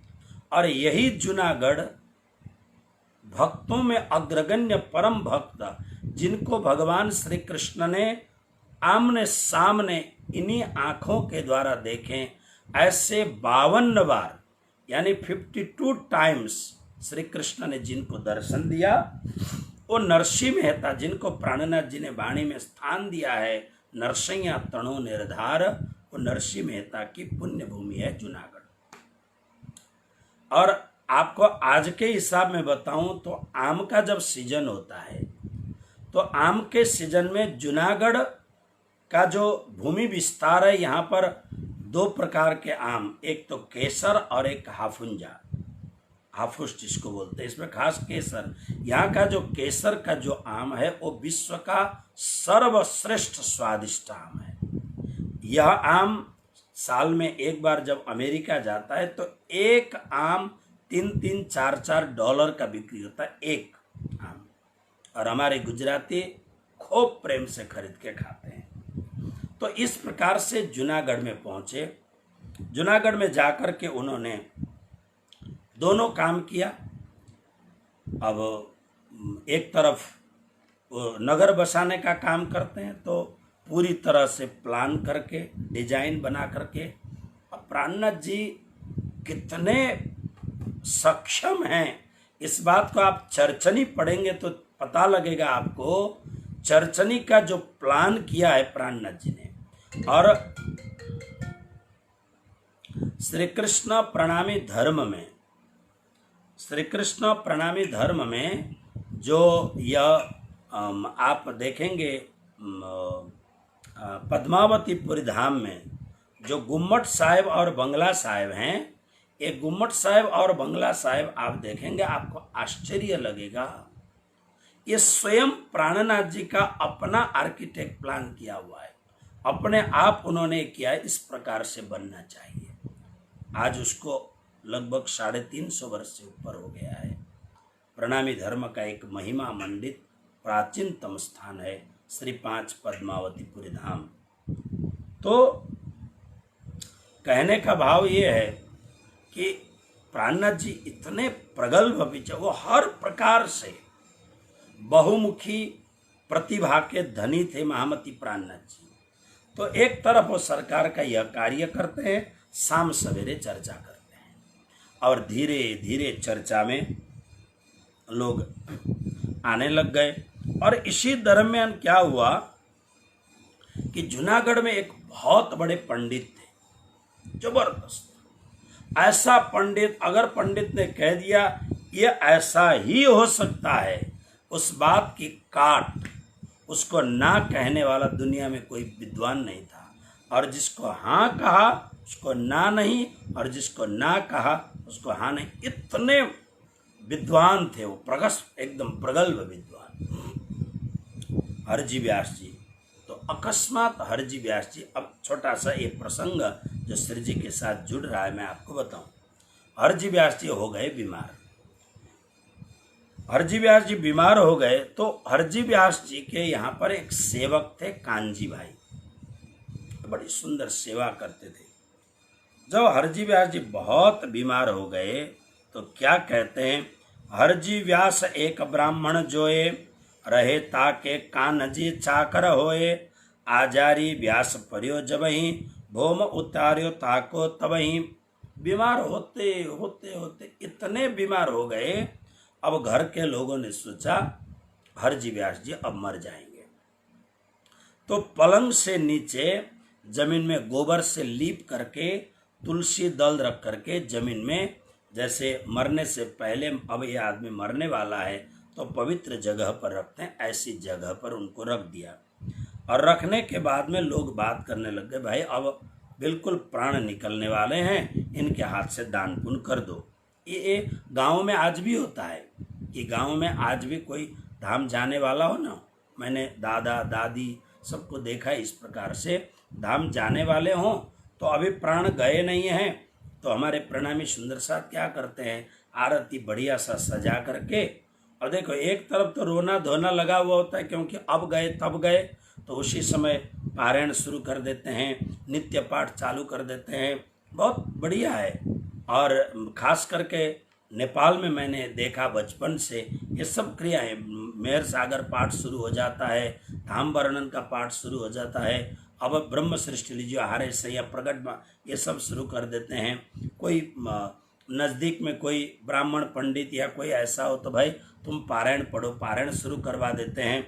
और इसी समय अब ज़्यादा टाइम नहीं है ऐसा समझ के थाली में आरती सजा करके, इनके हाथ से कुछ रुपया छुआ करके आरती में रख करके उनके हाथ से आरती भी करवा देते हैं। और बार बार सब लोग मिल करके एक तरफ जहाँ परिवार के लोग रोते धोते हैं, उसी समय जोर जोर से आप राज जी को याद करो, श्यामा जी को याद करो, मूल मिलावा को याद करो, इन विध साथ जी जागिए, बताए देहु रे जीवन न, श्याम श्यामा जी साथ, ये सब बोलते रहते हैं। ये बहुत अच्छी बात है। अगर वह जीव कहीं फंस भी गया हो तो ये 15, 20, 50 लोग मिल करके धुआंधार, तुम परम धाम को याद करो, राज जी को याद करो, मूल मिलावा को याद करो, राजश्यामा बोलो, तो बरबस उसके अंतिम गति तो सुधार ही देते हैं। हमने बचपन में देखा ये सब क्रियाएं, बहुत अच्छी प्रक्रियाएं हैं। तो इस प्रकार से उसको नीचे उतारा गया। अब उतारने के बाद में क्या हुआ देखिए, लगे करन घर के लोग पुण्य दान, ता समय भयो व्यास सावधान। घर के लोग कहने लगे भाई गौदान करो। तो एक बछड़ी ले आए, उसका पूंछ हाथ में बट, इनको तो होश ही नहीं है, ये मर मर मर मर गए, बस अंतिम स्थिति है। तो बछड़े का जो बछड़ी है उसके पूंछ हाथ में दिया, कुछ पानी डाल दिया, जौ कुछ वगैरह डाल के ब्राह्मण तैयार किया, दान करते हैं, दान पुण्य करने लग गए। इसी समय बिल्कुल मृत्यु की घड़ी में पहुंचा हुआ ये ब्राह्मण सावधान हो गया, जग गया। तब देखा कि ये सब क्या कर रहे हैं। तब बोले, क्या बोलते हैं? तब बोले, तुम एक कहा करता, ये तो मेरे नहीं चाहिएता, क्यों दान कराओ मोहे समय इन्न, यह तो है स्वर्ग को साधन, मैं नाही इन इंड को इत्ता, क्यों कल पाओ मन इन वखत। इन्होंने बेहोशी अवस्था में थोड़े से सावधान होकर के कह दिया, अरे मूर्खो, ये गौदान वगैरह मेरे से क्यों करवाते हो। सब चौंक गए। पहले नंबर तो ये जाग गए, बोलने लग गए स्पष्ट, और कहा, अरे मूर्खो, ये पिंडदान वगैरह, ये गौदान वगैरह मेरे से क्यों करवाते हो। क्यों? मैं न तो नरक जाने वाला हूं और न तो मैं स्वर्ग जाने वाला हूं। दोनों जगहों पर जाते हुए बैतरणी नदी को पार करना होगा। और बैतरणी नदी को पार करने के लिए जब पापी जाते हैं तो बैतरणी नदी खून और मवाद से भरी हुई उनको दिखाई देता है। स्वर्ग की ओर जाते हैं तो निर्मल जल से युक्त बैतरणी नदी उनको दिखाई देती है। इसलिए ऐसी मान्यता है हिंदू धर्म में, गौदान किया जाए तो वही गाय उस बैतरणी नदी में आकर के गाय का पूंछ पकड़ करके उस जीव को गाय पार तार देती है, ऐसी मान्यता है। तो ये बहुत बड़े पंडित, धुरंधर शास्त्रीय विद्वान, इन्होंने कहा, मूर्खो, मैं न तो नरक जाने वाला हूं, मैं न तो मैं स्वर्ग जाने वाला हूं। कांजी भाई वहीं बैठे थे, जो प्राणनाथ जी के परम भक्त थे, सुंदर साथ थे। ये चौंक गए कि ये ब्राह्मण क्या बोल रहा है। क्यों दान, जीवन भर दान लेने वाला आदमी, क्यों दान कराओ मोहे समय इन्न, यह तो है स्वर्ग को साधन, मैं ना दो ये दाज लिए जाता हूं मैं। हाँ, मैं जरूर मर रहा हूं, मैं जीऊंगा ऐसा मुझे लगता नहीं है, लेकिन दाज मैंने अंदर एक पीड़ा लेकर के मैं जा रहा हूं। क्या पीड़ा है? जाको मैं ना कही, जाको हाँ कही, सो किन्हूं उथापी नहीं। जिसको मैंने शास्त्रीय प्रमाण को मैंने ना बोल दिया, संसार में किसी विद्वान ने मेरी बात को नहीं काटा। ये ना, ऐसा नहीं हो सकता है। मैंने जिसको हाँ कह दिया उसको ना किसी ने नहीं कहा। यानी मैं विजयी होता गया, शास्त्रों में शास्त्रार्थ करते हुए मैं विजयी होता गया। लेकिन ये भाव जरूर है कि मेरे से कोई बड़ा व्यक्तित्व तो नहीं रहा, मेरी भावनाओं को कोई काट नहीं सका। ये दाज, ये पीड़ा मेरे मन में रह गई है। ऐसा कहा। ऐसा कहने के बाद में, अब बीमारी थी, फिर थोड़े से बेहोश जैसे हुए होंगे, लेकिन सब ने विचार किया ये आदमी मरेगा नहीं, सेवा करो। सेवा करने लग गए। अच्छे वैद्य को बुलाया, नाड़ी देखा तो अंदर अंदर अंदर कहीं बुखार जुड़ा हुआ था। तो वैद्य ने बहुत अच्छी दवा की। कांजी भाई ने विचार क्या किया, ए सुने कान जी भाई बचन, तब बड़ी दाज उपजी इन मन, यह शब्द इनको क्यों कहो इत, ये है ये ब्रह्म ईश्वरी सत्य। अरे, यह आदमी जीवन भर कर्म कांड करता रहा, जीवन भर यजमानों के यहाँ दान लेता रहा, लेकिन मरने के उपरांत, मरने के कगार में पहुंच करके स्वर्ग से ऊपर की ये बात करता है। तो निश्चित रूप से या तो ये ब्रह्म सृष्टि होना चाहिए, या तो अक्षर ब्रह्म की ईश्वरी सृष्टि होनी चाहिए। अब मैं क्या करूं? तो इन्होंने विचार किया, ऐसे बचन सो कहे इन ठाम, जो होवे वासना निज धाम, एक कैसे ही जीव तो रहे, जो अब सोया के पूर्ण मनोरथ करें तब। अब कांजी भाई के मन में विचार आया, मैं कुछ ऐसा करूं जिससे यह आदमी मरे नहीं, यह आदमी जीवित रहे। मैं ऐसे तब इसको श्री जी से मिलाऊंगा, परम धाम का ज्ञान दिलाऊंगा और इसे परम धाम की वासना बना करके परम धाम भेजूंगा। ऐसा कानजी भाई ने विचार किया।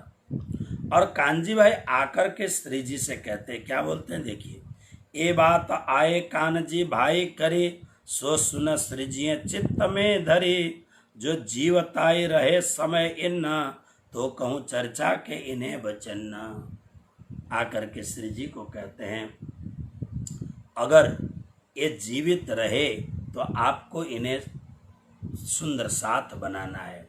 राणा जी ने कहा, कोई बात नहीं, तुम सेवा करो। अब खूब सेवा करने लग गए। तो सेवा की बात यहाँ लिखते हैं, क्या, ल्यावे नए नए तरकारी तित्ता, सोध सोध बागन से नित्ता, तब राजी होए कान जी पर, कहे शाबाश हेत चित्त धर। घर के लोग सेवा करते हैं, वैद्य की दवा अच्छी तरह चल रही है, लेकिन भोजन भी तो शरीर को चाहिए ना। तो कानजी भाई बढ़िया से बढ़िया तरकारी यानी सब्जियां खोज के ले आते हैं, हरी हरी सब्जियां, भिंडी है, परवल है, इत्यादि सब्जियां। और सब्जी हरियाणा में फल को भी कहते हैं। तो बढ़िया से बढ़िया बगीचे में खोज करके लाके खिलाते पिलाते, दवाओं का, सेवाओं का। और यह जो फूड है, खाने की सामग्रियां अच्छी होने से ब्राह्मण तो तगड़ा हो गया, एकदम ठीक हो गए। तब उस समय जब ठीक हो गए, उसके बाद में एक दिन हरजी व्यास बहुत बड़े पंडित मात्र नहीं थे, बहुत अच्छे धनाढ्य पैसे वाले भी थे। तब एक दिन उन्होंने कहा, कानजी भाई आपको बहुत बहुत साधुवाद, धन्यवाद। सुनो, कानजी भाई को बोला, कानजी भाई उनके यहाँ सेवा करते थे। कानजी भाई को बोला, का सुनो, जो कोई हमें दे, जो कछु मांगो कहो हमको, देवें सब सोई हम तुमको, तुम राजी हमें बहुत करियाही, इन समय सेवा के माही।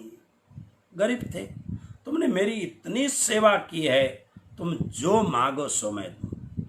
कानजी भाई तुम देवोगे हम, तब कहे कानजी भाई ने इनसे, हम आगे मांगेंगे तुमसे, तुम देवोगे हमको तीन समय, जो ये बात है मेरे मन में। तब यहाँ पर कानजी भाई कहते हैं कि आपको हम जो मांगेंगे क्या आप हमको देंगे? तो कानजी भाई, अरे आप जो मांगो हम आपको जरूर देंगे, क्योंकि आपने हमारी इतनी सेवा की है कि आज वास्तव में हम जीवित हैं, इसमें आपका बहुत बड़ा रोल है, इसलिए आप मांगिए। तब कानजी भाई ने इनसे, क्योंकि ऊपर कहा उन्होंने, जो कोई हमें देवे रुपया 1000, तो राजी तिन पर न हो निर्धार। हरजी व्यास कहते, कानजी भाई आपने जो सेवा की, कोई यजमान आकर के मुझे 1000 रुपया, अब उस समय 1000 रुपया का मतलब लाख रुपया से भी ज्यादा, 1000 रुपया भी मुझे लाके दे, उससे जितना मैं प्रसन्न होऊंगा उससे कहीं ज्यादा आप जो बगीचे से बढ़िया बढ़िया फल, बढ़िया बढ़िया तरकारी यानी सब्जियां लेके आके मुझे जो आपने स्वस्थ किया है, मैं आपके ऊपर बहुत प्रसन्न हूँ। क्या मांगते हो मांगो। तब कानजी भाई ने कहा, कानजी बोले मांगो एक वस्त्र, सोई पाऊँ मैं सेवा की कस्त, एक साधक को चर्चा सुनाओ, भेद सवे तिनको जो बताओ। बहुत सुंदर वस्तु मांगे, हम आपसे एक ही वस्तु मांगे, मुझे पैसा रुपया कुछ नहीं चाहिए। हरजी व्यास कहते हैं, फिर बोले एक साधु हैं, वो हमारे गुरुजी हैं, उन्हें आप बहुत बड़े विद्वान हैं, विश्व में माने हुए विद्वान हैं, आप उनसे उनको भागवत कथा सुनाइए, कुछ चर्चा सुनाइए। ब्राह्मण बहुत खुश हो गए। खुश होने के बाद में बुलाओ उनको।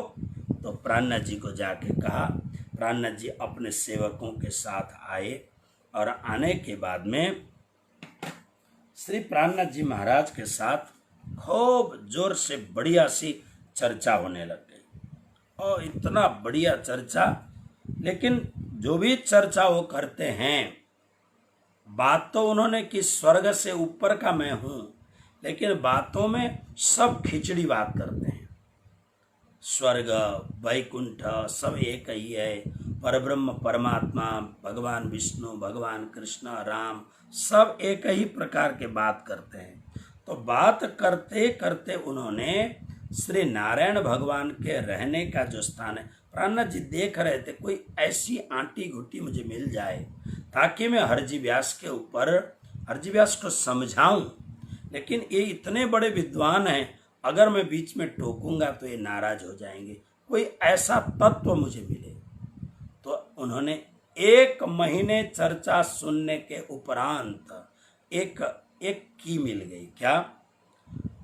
बहुत सुंदर ढंग से हरजी व्यास अपने मुख से श्वेत द्वीप का वर्णन करने लग गए, जहां भगवान नारायण का निवास है। वृत्तांत मुक्तावली में कहा है, मंदिर हीरा एक को ताकि जो पड़ साल, मित 84 लाख की जोजन कही विशाल, पूछत धाम धनी तहाँ यह है कौन को ठौर, कहो व्यास तुम्हें समझाऊं कि समझी के करो बुद्धि की दौर। अब स्वामी श्री प्राणनाथ जी महाराज ने, क्योंकि हरजी व्यास ने कहा यही श्वेत देव परब्रह्म परमात्मा का स्थान है, बस उनको हाथ जोड़ के प्राणनाथ जी ने कहा, व्यास जी मुझे 1-2 बातें आपसे पूछनी है, जरा मुझे बताइए। हरजी व्यास कहते हैं पूछिए को, क्योंकि इतने बड़े विद्वान, जिसको हाँ कहा उसको ना कोई कह नहीं सकता है, अहंकार भी तो बहुत बड़ी चीज है। तो पूछा, हाँ पूछिए। तो श्री जी पूछते हैं, यह किस देवता का स्थान है? व्यास जी ने कहा, यह अक्षर ब्रह्म का धाम है, यहाँ पर अविनाशी भगवान विराजते हैं, यही परमात्मा का धाम है। हरजी व्यास ने ऐसा कहा। श्री जी ने पुनः पूछा, व्यास जी यह धाम कहाँ पर है? तब उन्होंने कहा, ब्रह्मांड के ऊर्ध्व भाग में या अधोभाग में है। व्यास जी को पूछा श्री जी ने, ब्रह्मांड के ऊपर में है या नीचे में है? यह दृश्य ब्रह्मांड के अंतर्गत है या ब्रह्मांड से बाहर है? कृपया इतना समझा दीजिए, कारण महत्त्व से लेकर यह सब जगत तो नश्वर है, प्रकृति पुरुष पर्यंत सब कुछ महाप्रलय में तो नाश हो जाता है, तब फिर यह धाम किसका है और कैसे रहेगा? तब हरजी व्यास ने कहा, यह तो अक्षर ब्रह्म का धाम है, तो फिर ये महाप्रलय में ये रहेगा क्या? तब हरजी व्यास जी ने उत्तर दिया, यह आदि पुरुष नारायण स्वरूप होकर क्षीर समुद्र में निवास करते हैं, इसके अतिरिक्त और कोई शेष नहीं रहता है। अब देखिए क्या हुआ, ध्यान दीजिए। अब प्रणामी धर्म का जो ज्ञान है ना, एकदम अलग अलग ज्ञान है, इसमें कोई शंका का, और ध्यान से सुनना आप लोग, जो मेरे नए सत्संगी हैं, आप लोग बहुत प्रेम से इस बात को सुनेंगे और बहुत बुद्धि लगा करके प्रेम से सुनेंगे। पारंपरिक बात को पंडित पुरोहितों ने आपको जो सुनाया है उसको अभी थोड़ा सा पोस्टपोन करिए, उसको डिलीट करिए। अभी पहले मेरी बात को ध्यान से सुनना, इस प्रसंग को लेकर के मैं आपको बताऊं। अब ये बहुत बड़े पंडित जी हैं, विश्व के माने हुए धुरंधर प्रकांड विद्वान हैं, जिनकी बात को काटने की किसी क्षमता नहीं है, ऐसे विद्वान अब पाले पड़े प्राणनाथ जी के। प्राणनाथ जी ने पूछा तो उन्होंने कहा यह अक्षर ब्रह्म का स्थान है। जब प्राणनाथ जी ने दोबारा क्रॉस किया क्वेश्चन को, तब इनके मुख से अनायास निकला, यह तो शेष नारायण का स्थान है जो क्षीर समुद्र के बीच में है। स्वामी श्री प्राणनाथ जी महाराज बड़े आशंकित होकर के, माने कंफ्यूज हो गए, ऐसा दिखा करके पुनः प्रश्न करने लग गए, क्षीर समुद्र का तो महाप्रलय में नाश हो जाता है, क्योंकि महाप्रलय जो होता है महत्त्व से लेकर के पाताल पर्यंत सब कुछ नाश हो जाता है, और जो क्षीर समुद्र है वो तो पाताल में है, तो क्षीर समुद्र तो महाप्रलय में नाश हो जाता है, क्योंकि यह जो दृश्य ब्रह्मांड में है ये तो, और ब्रह्मांड तो नश्वर है, तब नारायण भगवान और क्षीर समुद्र किस प्रकार बने रहेंगे? अरे भाई, महाप्रलय में तो सब कुछ नाश हो जाता है, न तो नारायण रहेंगे और न तो नारायण भगवान का पलंग रहेगा शेष, और न तो शेष जिस पानी के ऊपर रहते हैं वो क्षीर समुद्र रहेगा। तो कृपा करके मुझे जरा कंफ्यूजन हो रहा है, मुझे जरा ये संशय का छेदन कर दीजिए, संशय का निवारण कर दीजिए।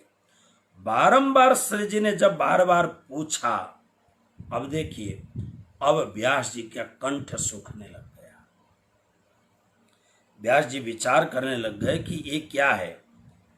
तब व्यास जी ने क्या बोलते हैं? व्यास जी बोलते हैं, जो कुछ सुना था और सीखा था हम आपको बता चुके हैं, इसके आगे कहाँ से बताएं? क्योंकि यहाँ पर श्रुति स्मृति सारे शास्त्र इसी बात को कहते हैं। जो लिखा है वो मैंने आपको बता दिया, और बड़े बड़े विद्वानों ने जो समर्थन किया है वो विषय आपके सामने मैंने स्पष्ट कर दी। अब आपको मैं कहाँ से बताऊं? जब इस प्रकार से हरजी व्यास का कंठ सूखने लग गया और हरजी व्यास ने ये सब बातें कही, और बातें करते करते उन्होंने थोड़ा व्यास जी को भी कोसा। अब यहाँ पर स्पष्ट लिखा नहीं है तो मैं क्या कहूँ, मैं कहाँ से कहूँ आपको? श्री प्राणनाथ जी खूब प्रेम से पूछते हैं, 5 तत्व, 3 गुण, 4 प्रलय, मूल प्रकृति से आगे सब कुछ नाश हो जाता है, तो अब आदि नारायण कहाँ रहेंगे? अगर ये परब्रह्म परमात्मा हैं तो ये कहाँ रहेंगे? जब क्षीर सागर ही नहीं रहेगा, शेष नाग ही नहीं रहेगा, अक्षय बट ही नहीं रहेगा, तो फिर कहाँ से ये सब होगा? जब ये बात कही, तब कहते, तुम बिना हमको कौन? और बड़े विनम्रता से प्राणनाथ जी कहते हैं कि आप तो बहुत बड़े विद्वान हैं, आपके बगैर मुझे ये कौन समझाएगा?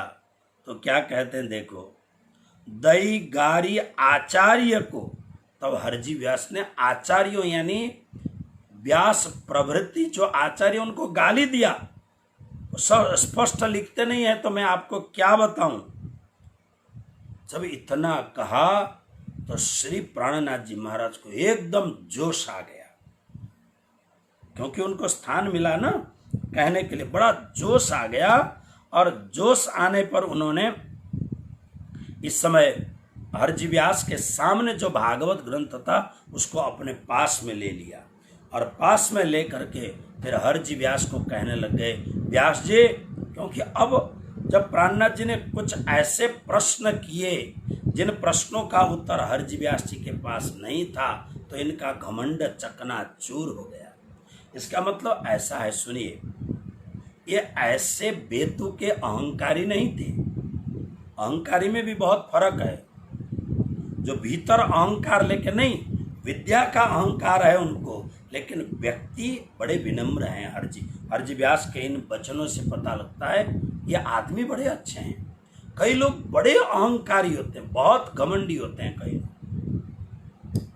व्यास जी जब ग्रंथ हाथ में लिया और फिर प्राणनाथ जी ने कहा, अब सुनिए मैं आपको सुनाता हूँ। अब प्राणनाथ जी बैराट की चर्चा करने लग गए। अब कान्जी भाई बहुत खुश हो गए, क्योंकि प्राणनाथ जी के परम भक्त हैं और हरजी व्यास के सेवक हैं।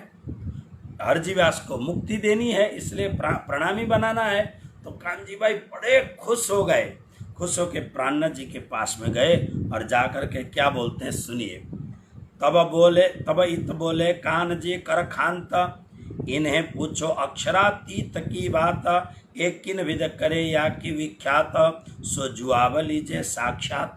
कान्जी भाई ने कहा, अब ये आदि नारायण में अटक गए हैं, अक्षर ब्रह्म में जाते जाते तो ये पूरे एकदम इनकी हालात खराब हो चुकी है। कान्जी भाई बोलते हैं, श्री जी को जरा आप अक्षरातीत को पूछिए ना, अक्षरातीत के विषय में क्या बोलेंगे।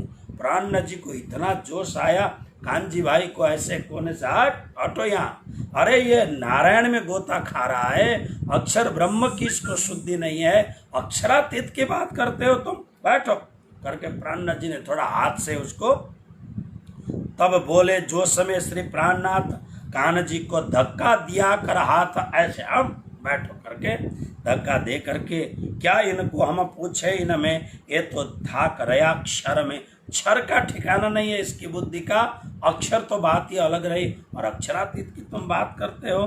अब श्री प्राणनाथ जी महाराज ने पाताल से लेकर के धीरे धीरे 1 महीना हो चुका था, चलो और 1 महीना, फिर ऐसी चर्चा सुनाई। पहले क्षर ब्रह्मांड 14 लोक की बात जहाँ पर ब्रह्मा विष्णु है, उसके बाद में फिर अष्टावरण भूमि रापो नलो वायु खम मनो बुद्धि रेवच अहंकार इति में भिन्ना प्रकृति रष्टदा, गीता का उदाहरण दे करके 7वें अध्याय का है ना, ये 7वें अध्याय का उदाहरण ज्ञान विज्ञान योग का उदाहरण दे करके वो समझाया।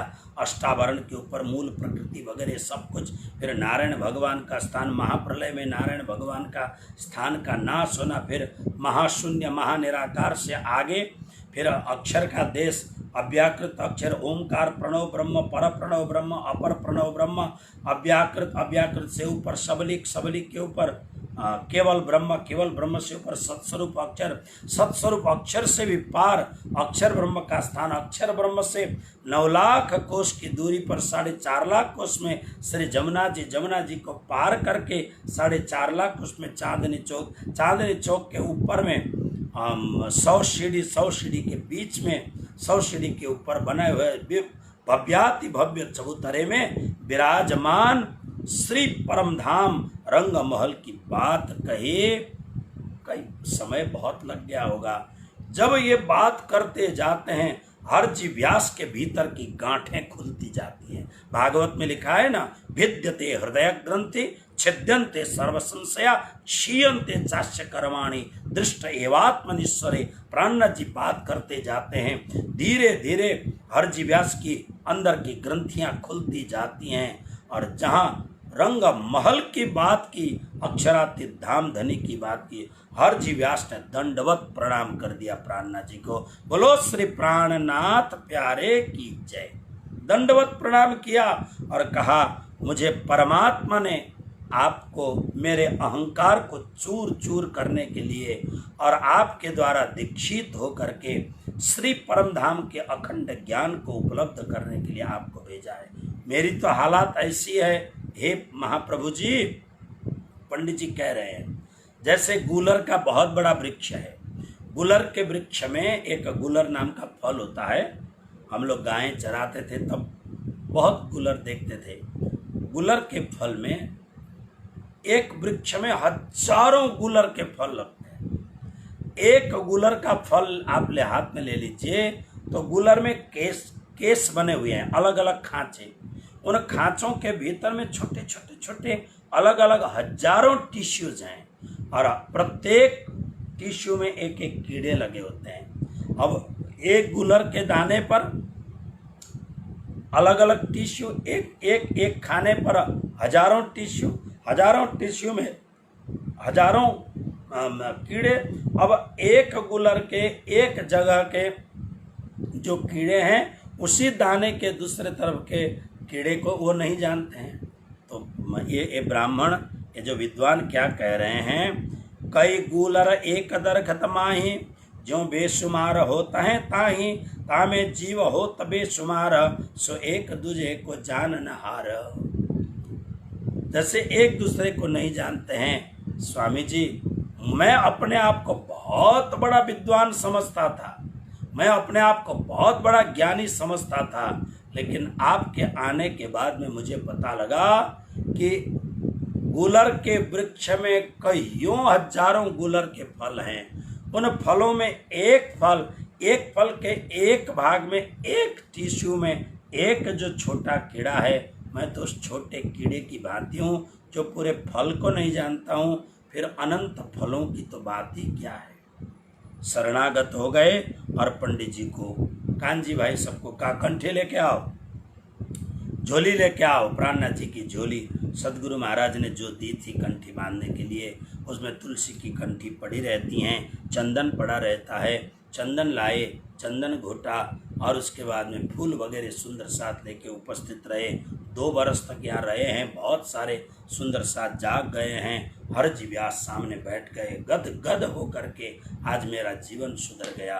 और बड़े प्रेम से सुंदर साथ गाते हैं, पायो निज नाम वासना जागी, आत्म जागे, आत्म जागे, पायो निज नाम आत्म जागी।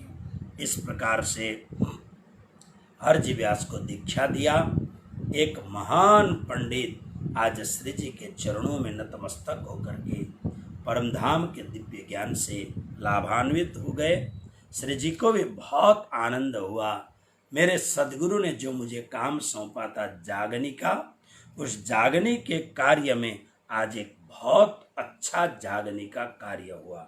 अपने सदगुरु के काम में जब इजाफा हो रहा है, सदगुरु के काम में जब सफलता मिल रही है, तो शिष्य को निश्चित रूप से अपने आप में खुश होना, अहंकार नहीं करना चाहिए, लेकिन खुश होना चाहिए कि सदगुरु महाराज ने राह बाट में जो मिले ताए कहूँ संदेश, है ना।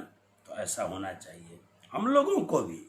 गुरु जी मंगलदास जी ने अपने चरणों में बैठा करके, मैं तो 8 वर्ष का बालक था, बड़े उपदेश देते थे और बार बार गुरु जी कहते थे, बच्चों ध्यान रखना कि तुम्हें साधु होना है, धर्म का प्रचार करना है, गुरु जी के चेले बन, ऐसे गुरु जी समझाते थे। हम लोग हमारे समय में हमारे गुरु जी के चरणों में हमारे जैसे विद्यार्थी सैकड़ों आए, लेकिन आज अगर गिनती करेंगे तो हम 4 या 5 साधु हैं जो गुरु जी की सेवा साधु जीवन में हम कर रहे हैं। तो गुरुदेव की कृपा, और जब आज छोटे छोटे कार्य गुरुदेव की कृपा से जब सफल होते हुए दिखाई देता है, बड़ा ही अच्छा लगता है, बड़ा ही सुंदर लगता है। तो बहुत अच्छी बात है। तो इस प्रकार से आज श्री जी आनंदित हो गए हैं।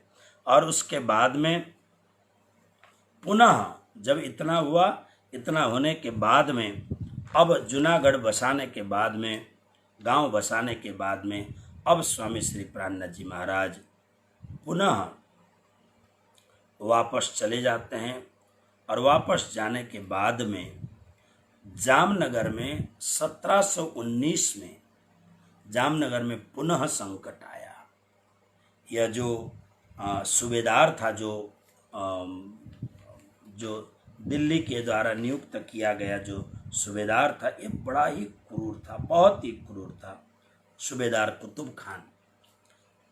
हिसाब किताब कुछ हुआ नहीं होगा, पैसा पर्याप्त मिला नहीं होगा। देखो ना कैसे गजब की बात है।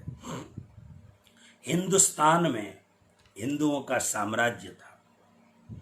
ये लुटेरे छोटी छोटी टुकड़ी सेना को लेकर के लूटने के लिए आए और यहीं के लोगों को दगेबाज बनाया, जयचंद बनाया। फिर यहीं के लोगों को इकट्ठा करके फिर देश को लूटते रहे, देश के ऊपर शासन किया। सोमनाथ मंदिर को इन आतताई लुटेरों ने 17 बार तोड़ा, 17 टाइम्स तोड़ा। बहुत गजब की बात है। लेकिन इन सब के पीछे आप इतिहास उठा के देखेंगे तो जरूर इन लोगों ने लूटा, खसोटा, लाखों लोगों को मौत के घाट उतारा। लेकिन इसमें एक छोटा सा कारण देखेंगे, वो छोटा सा कारण है हम लोगों के आपस में विश्वासघात करने की आदत, एक दूसरे का विश्वासघात करना, बस एक दूसरे को ठगना। और यह कार्य मैं बहुत ईमानदारी के साथ में, मैं खाली इतना ही बहुत खुल के नहीं कहूँगा, धर्म जगत में भी ये बात है। हमारा जो धर्म जगत है इसमें तो इतने विश्वासघात लोग हैं, इतने विश्वासघाती लोग हैं कि आप पूछिए मत, बहुत विश्वासघाती लोग हैं। तो इसलिए बहुत संयमित होकर के रहने की जरूरत है। अब ये जो कुतुब खान है इसने जामनगर में पुनः चढ़ाई कर दी। चढ़ाई करने पर जाम राजा ने कहा महाराज क्या बात है? बोले तुम्हारा हिसाब क्लियर नहीं है। और उसने तो इतना फरमान कर दिया, अगर हिसाब क्लियर नहीं करोगे, ये जो बातें क्लियर नहीं करोगे, तुम्हें फांसी चढ़ा दी जाएगी। अब ये राजा राजभोग जरूर करते थे, लेकिन इनका जो बाप है वो तो दिल्ली में बैठा हुआ था, और उसे दिल्ली ने गवर्नर के रूप में कुतुब खान को, महाक्रूर राक्षस को यहाँ खड़ा कर दिया था। अब जाम राजा ने पुनः महराज को बुलाया। जाम राजा जानते थे महराज के प्रतिभा को, उनकी इंटेलेक्चुअलिटी को, इसलिए बोला कि देश के ऊपर बहुत बड़ा संकट आया है, तुम्हारा यह जन्मभूमि है तुम्हारी। तो प्राणनाथ जी ने देखा अब जन्मभूमि के ऊपर यदि जननी जन्मभूमिश्च स्वर्गादपि गरीयसी, जन्मभूमि के ऊपर यह संकट आया है तो निश्चित रूप से अब मुझे कुछ करना होगा। तो इसलिए अब श्री प्राणनाथ जी महाराज ने पुनः दीवानगिरी हाथ में दी, सबसे बड़े ऑफिसर बनाया गया।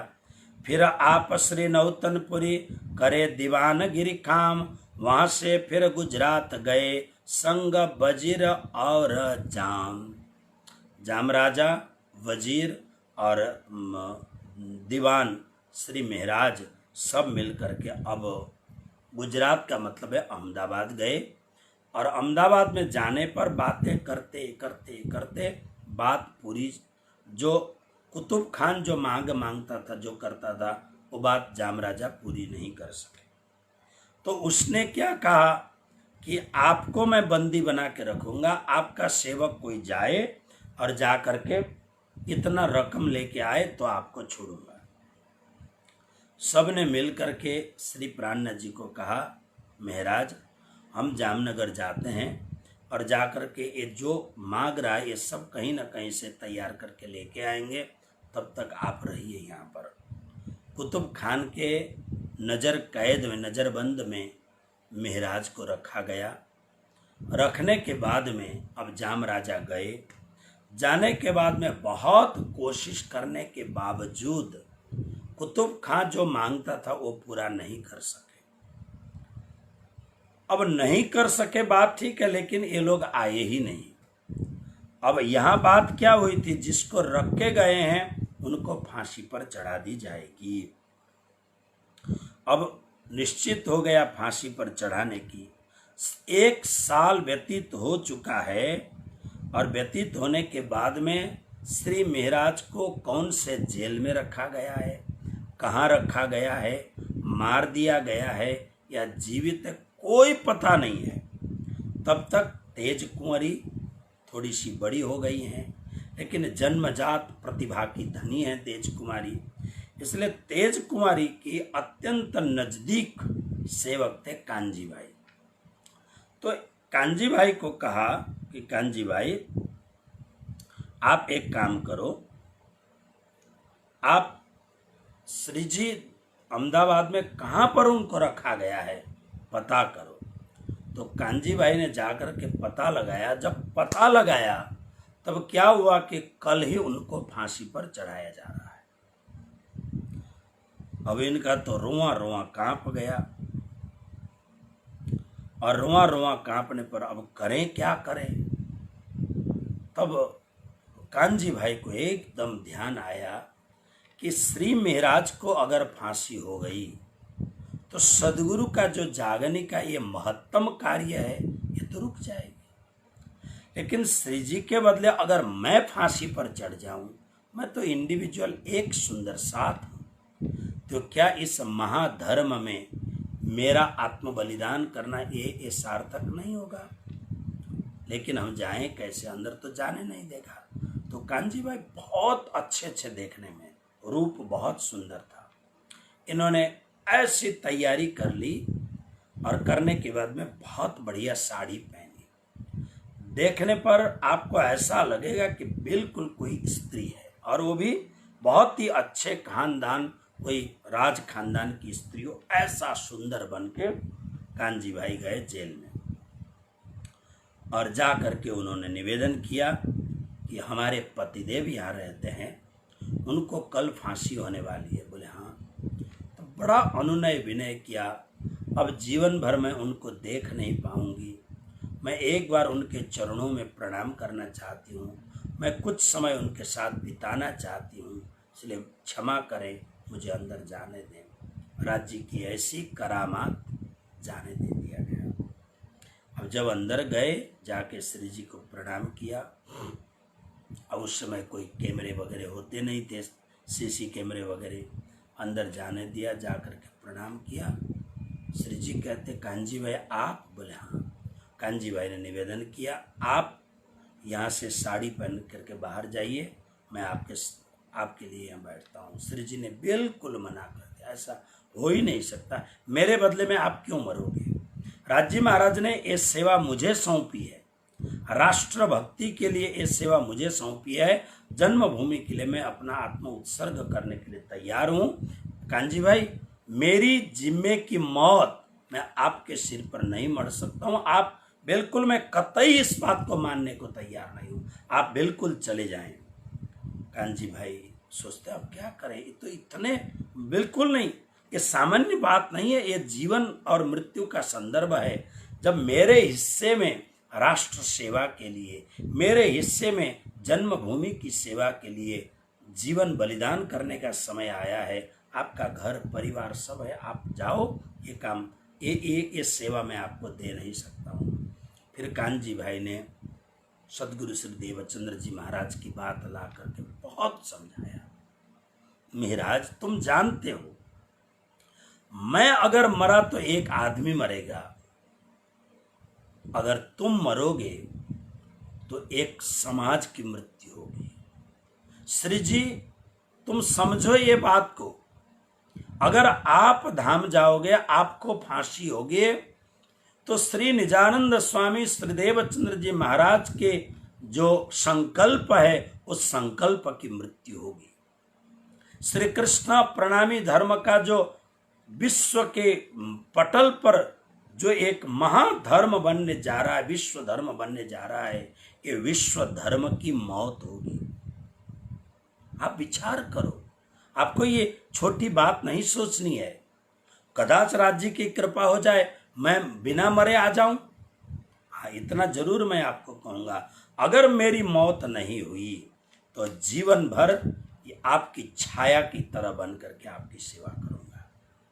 श्री जी को अच्छी तरह समझाया। फिर उसी साड़ी में घूंघट निकाल के चलते थे, साड़ी में लिपट करके प्राणनाथ जी बाहर निकले।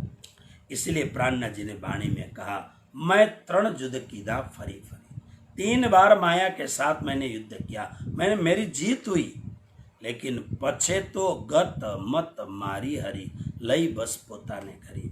ये पिछली बार जब अंतिम में तो माया ने मुझे जीत लिया। क्या जीत लिया? मेरी गति मति बुद्धि सब हरण कर ली। देखो मैं महाराज साड़ी में लिपट करके, यानी माया के वेश में लिपट करके मुझे बाहर निकलना पड़ रहा है, इसलिए माया ने मेरी पूरी बुद्धि हरण कर ली। राज्य की इच्छा थी, खोज पड़ताल हुई नहीं, फट से निकल गए। अच्छा मिल गए? हाँ मिल लिया, एकदम खुश हूँ करके निकल गए। अब इधर क्या हुआ देखिए, कांजी भाई को पक्का, क्योंकि ये महाक्रूर है, ये कुतुब खान जाति ही ये महाक्रूर जाति है, फिदायन होने वाली जाति है, इसलिए पक्का सोच लिया मेरी मृत्यु कल होनी है। जब मेरी मृत्यु कल होगी, जब मुझे कल मरना है, मेरी मृत्यु कल होगी, तो फिर क्यों ना ऐसा करूं कि मैं अपने मृत्यु को महामुक्ति में बदल दूं। तब बहुत ही प्रेम और सद्भाव से, बहुत ही प्रेम से उन्होंने विचार किया, और विचार करके बहुत ही प्रेम और सद्भाव से, बहुत ही प्रेम और सद्भाव से अपनी मृत्यु को वर्ण करने के लिए रात को वो क्या सोचते हैं, रात को विचार करते हैं कि अब उन्होंने विचार कर लिया रात को, अब मुझे पूरी तरह से भक्ति करनी है। देखिए मृत्यु का, मौत का डर नहीं है इनको, कांजी भाई को, क्योंकि प्राणनाथ जी कहते हैं मोमिनों को चाहिए ऐसी मौत, ब्रह्म सृष्टि, उनको मृत्यु से क्या डर। बस तुरंत ध्यान में बैठ गए, और ध्यान में बैठने पर अब देखिए कल मरना है, अब जीवन में और कुछ अपेक्षा है नहीं, इसलिए भजन में एकदम डूब गए, तारतम महामंत्र में टोटल डूब गए, 100% डूब गए। रात भर तारतम का जाप किया, रोम रोम से तारतम। देखिए तारतम बहुत बड़ी चीज है। प्राणनाथ जी ने तारतम को उजाला कहा है। प्राणनाथ जी ने क्या कहते हैं, ये बाणी गर्जत माज संसार, खोजी खोज मिटावे अंधार, मूढ़मति न जाने विचार, श्री महामति कहे। ये तो ऐसा प्रकाश है, अंधकार को खोज खोज करके मिटा करके परम प्रकाश देता है। परमहंस कृष्ण प्रियाचार्य जी महाराज ने अपनी एक छोटी सी पुस्तिका में तारतम के मंत्र का भौतिक प्रयोग बताया है। कौन सी बीमारी में आप तारतम मंत्र को कैसे जपेंगे और आपकी बीमारियां समाप्त हो सकती हैं, आपकी मनोकामनाएं पूरी हो सकती हैं, बहुत कुछ। परमहंस महाराज जी इस विद्या के परम वैज्ञानिक थे। अब जब रात भर भजन में पूरा डूब गए, तारतम उनके रोम रोम में तारतम बस गया, तब हमारे जो वितककार हैं वो कहते हैं, बड़े बड़े संत महात्मा कहते हैं कि कांजी भाई का रोम रोम पुलकित होने लग गया। कहाँ तो थोड़ी देर में फांसी लगने वाली है, और कहाँ यहाँ कोई डर नहीं है, यहाँ तो बस रोम रोम में तारतम के द्वारा इतना उत्साह, इतना आनंद, रोम रोम से प्रकाश बिखर रहा हो, ऐसा एक आध्यात्मिक आभा लिपट गई। कभी आप आध्यात्मिक आधुनिक ग्रंथों को पढ़ना, जो व्यक्ति अत्यंत धर्म में अथवा तो साधना में अनुरक्त होता है, रोम रोम में जब साधना प्रकट होने लगती है तो व्यक्ति के शरीर में से एक आभा प्रभा प्रकट होती है, जो कुछ आध्यात्मिक व्यक्तियों को दिखाई देती है। अब फांसी का समय तय हो गया। तय होने पर जब वो लोग गए इनको लेने के लिए, अधिकारी लोग जा करके देखते हैं, बड़े गौर से देखते हैं, बड़ी लंबी जटा, और जटा फैलाए हुए हैं, रोम रोम से ऐसा प्रकाश फूट रहा है। ये तो पापी लोग हैं, इसलिए ये झेप गए। और अधिकारियों ने जाके बड़े अधिकारी को कहा कि भाई वहाँ तो बड़ा गड़बड़ लग रहा है। आए सब, आने के बाद में जब देखते हैं कि हमने सुन रखा था कि ये महाराज बहुत बड़ा साधक है, ये सिद्ध है, ये तो बहुत बड़ी बात है, सुन तो रखा था, लेकिन ये क्या देखते हैं कि जिस आदमी को हम पकड़ के ले गए थे वो आदमी ये नहीं है। तो इनके मन में क्या हुआ, क्योंकि मुसलमानों में भी तंत्र मंत्र बहुत ये लोग करते हैं, वैसे ही शमशान में रहने वाले लोग हैं। इनका जो मजार होता है वो शमशान ही होता है, भूत प्रेतों को नचाने वाले लोग हैं ये लोग, तो ये मानते हैं ये सब चीजें, तो और डरते भी बहुत हैं। तो इन लोगों ने विचार किया, नहीं भाई ये सामान्य व्यक्ति नहीं है, क्योंकि इनका 1 साल तक हमने यहाँ करतूत देखी है, ये बड़े अलग किस्म के आदमी हैं, इसीलिए ये आदमी वो हो नहीं सकते हैं। सब ने जा कर के माफी मांगी। ये बहुत, अगर इनको हमने जरा भी दुख दिया तो हमको खुदा के दरबार से गिरना पड़ेगा, हम खुदा को, परवरदिगार को क्या जवाब देंगे। वो दिन में तो डरते ही हैं वो। फिर आकर के ऐसा बड़े बड़े महात्मा लोग का देखिए, यहाँ 2 मत हैं। विद्वान जो बुद्धि, खाली बुद्धि चलाने वाले जो विद्वान हैं वो कहते हैं कि कांजी भट्ट आत्म बलिदान हो गया, बुद्धि वाले।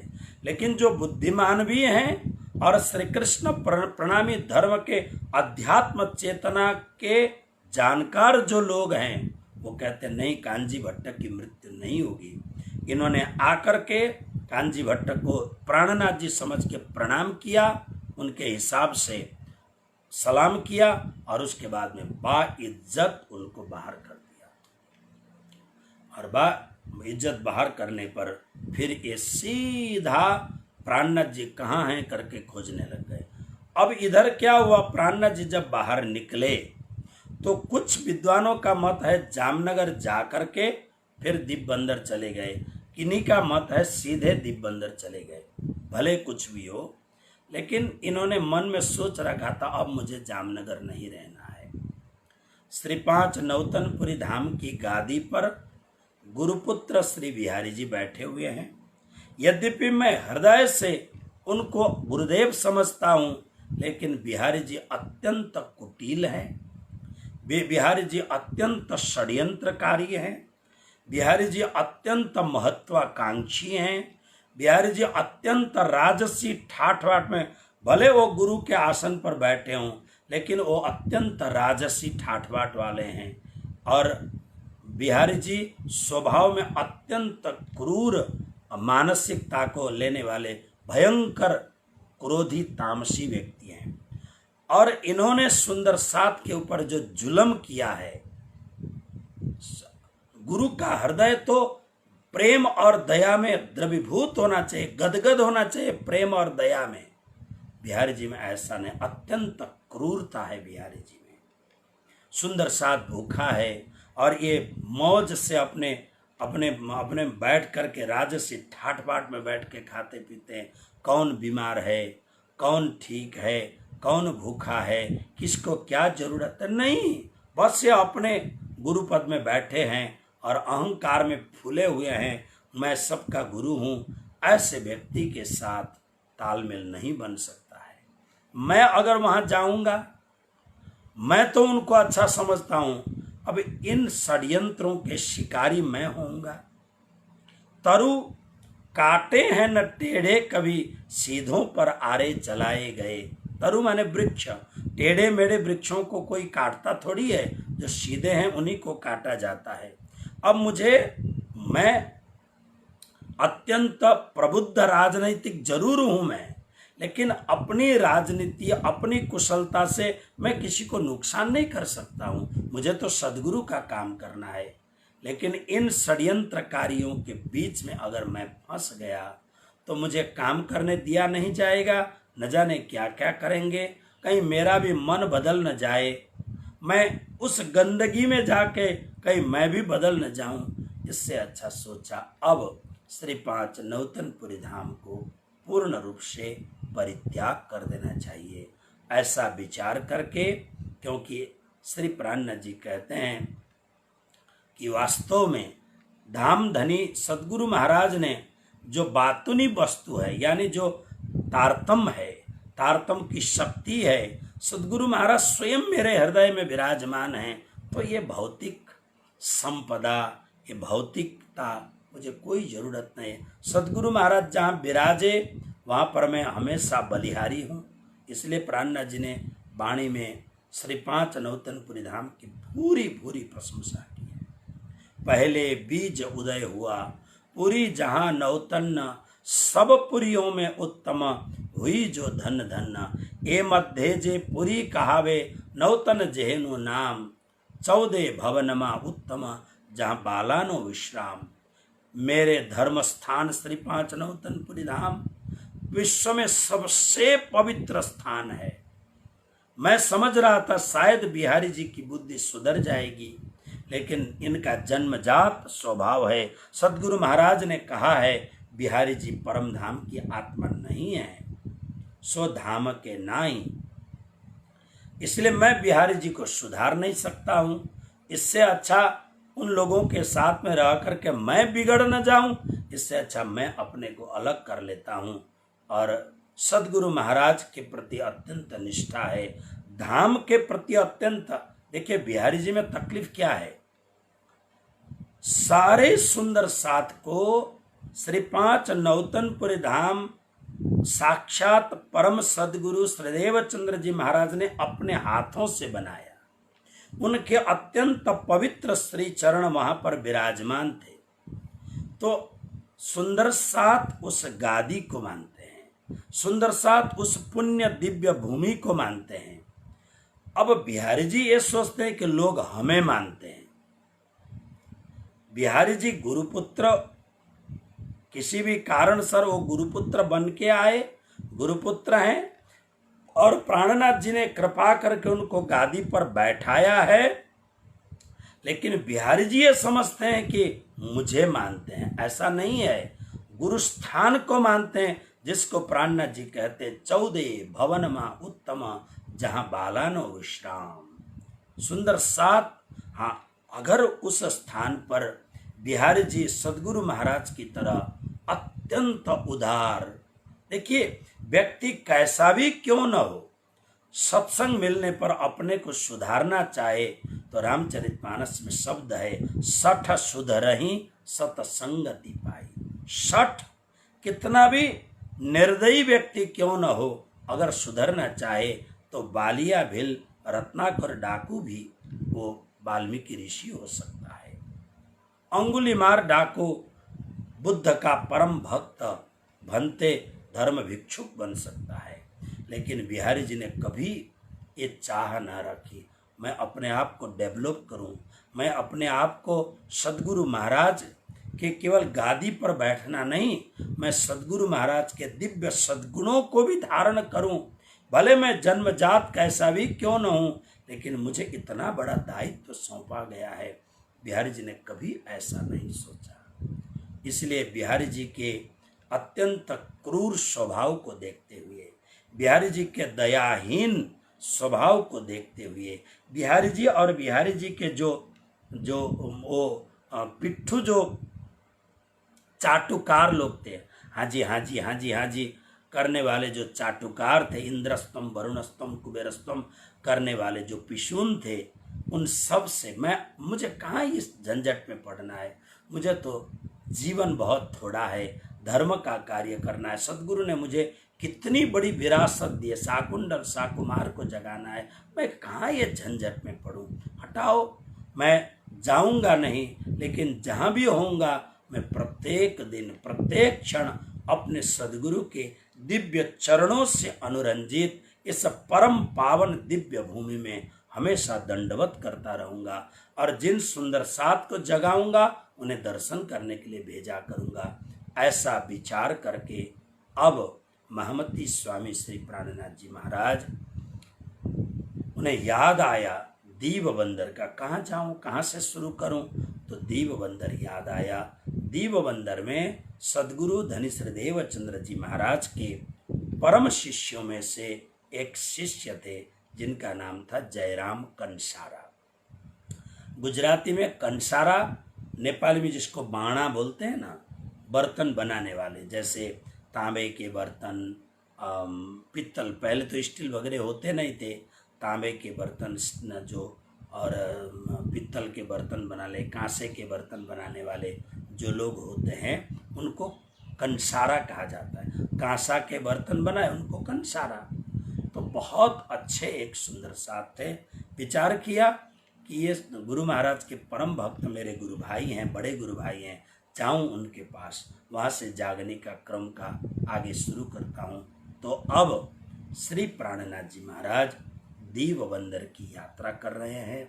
अब दीव बंदर की अत्यंत भव्याति भव्य जागनी का जो कार्य है, यानी अब महामती स्वामी श्री प्राणनाथ जी महाराज ने संपूर्ण रूप से हाथ में पानी लेकर के संकल्प किया, अब मुझे माया का काम नहीं करना है, अब केवल फक्त धर्म का काम करना है।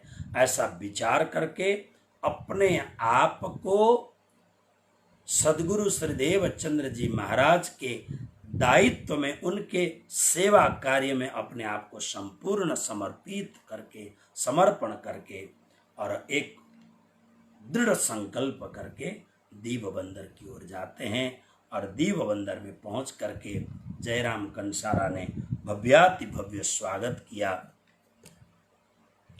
और स्वागत करने के बाद में अब वहां पर कैसा एक सुंदर दिव्य दीव बंदर की लीला होती है, ये कल के प्रसंग में कहेंगे। आइए आज के सत्संग को यहाँ विराम रखता हूँ। सबको कोटि कोटि प्रणाम।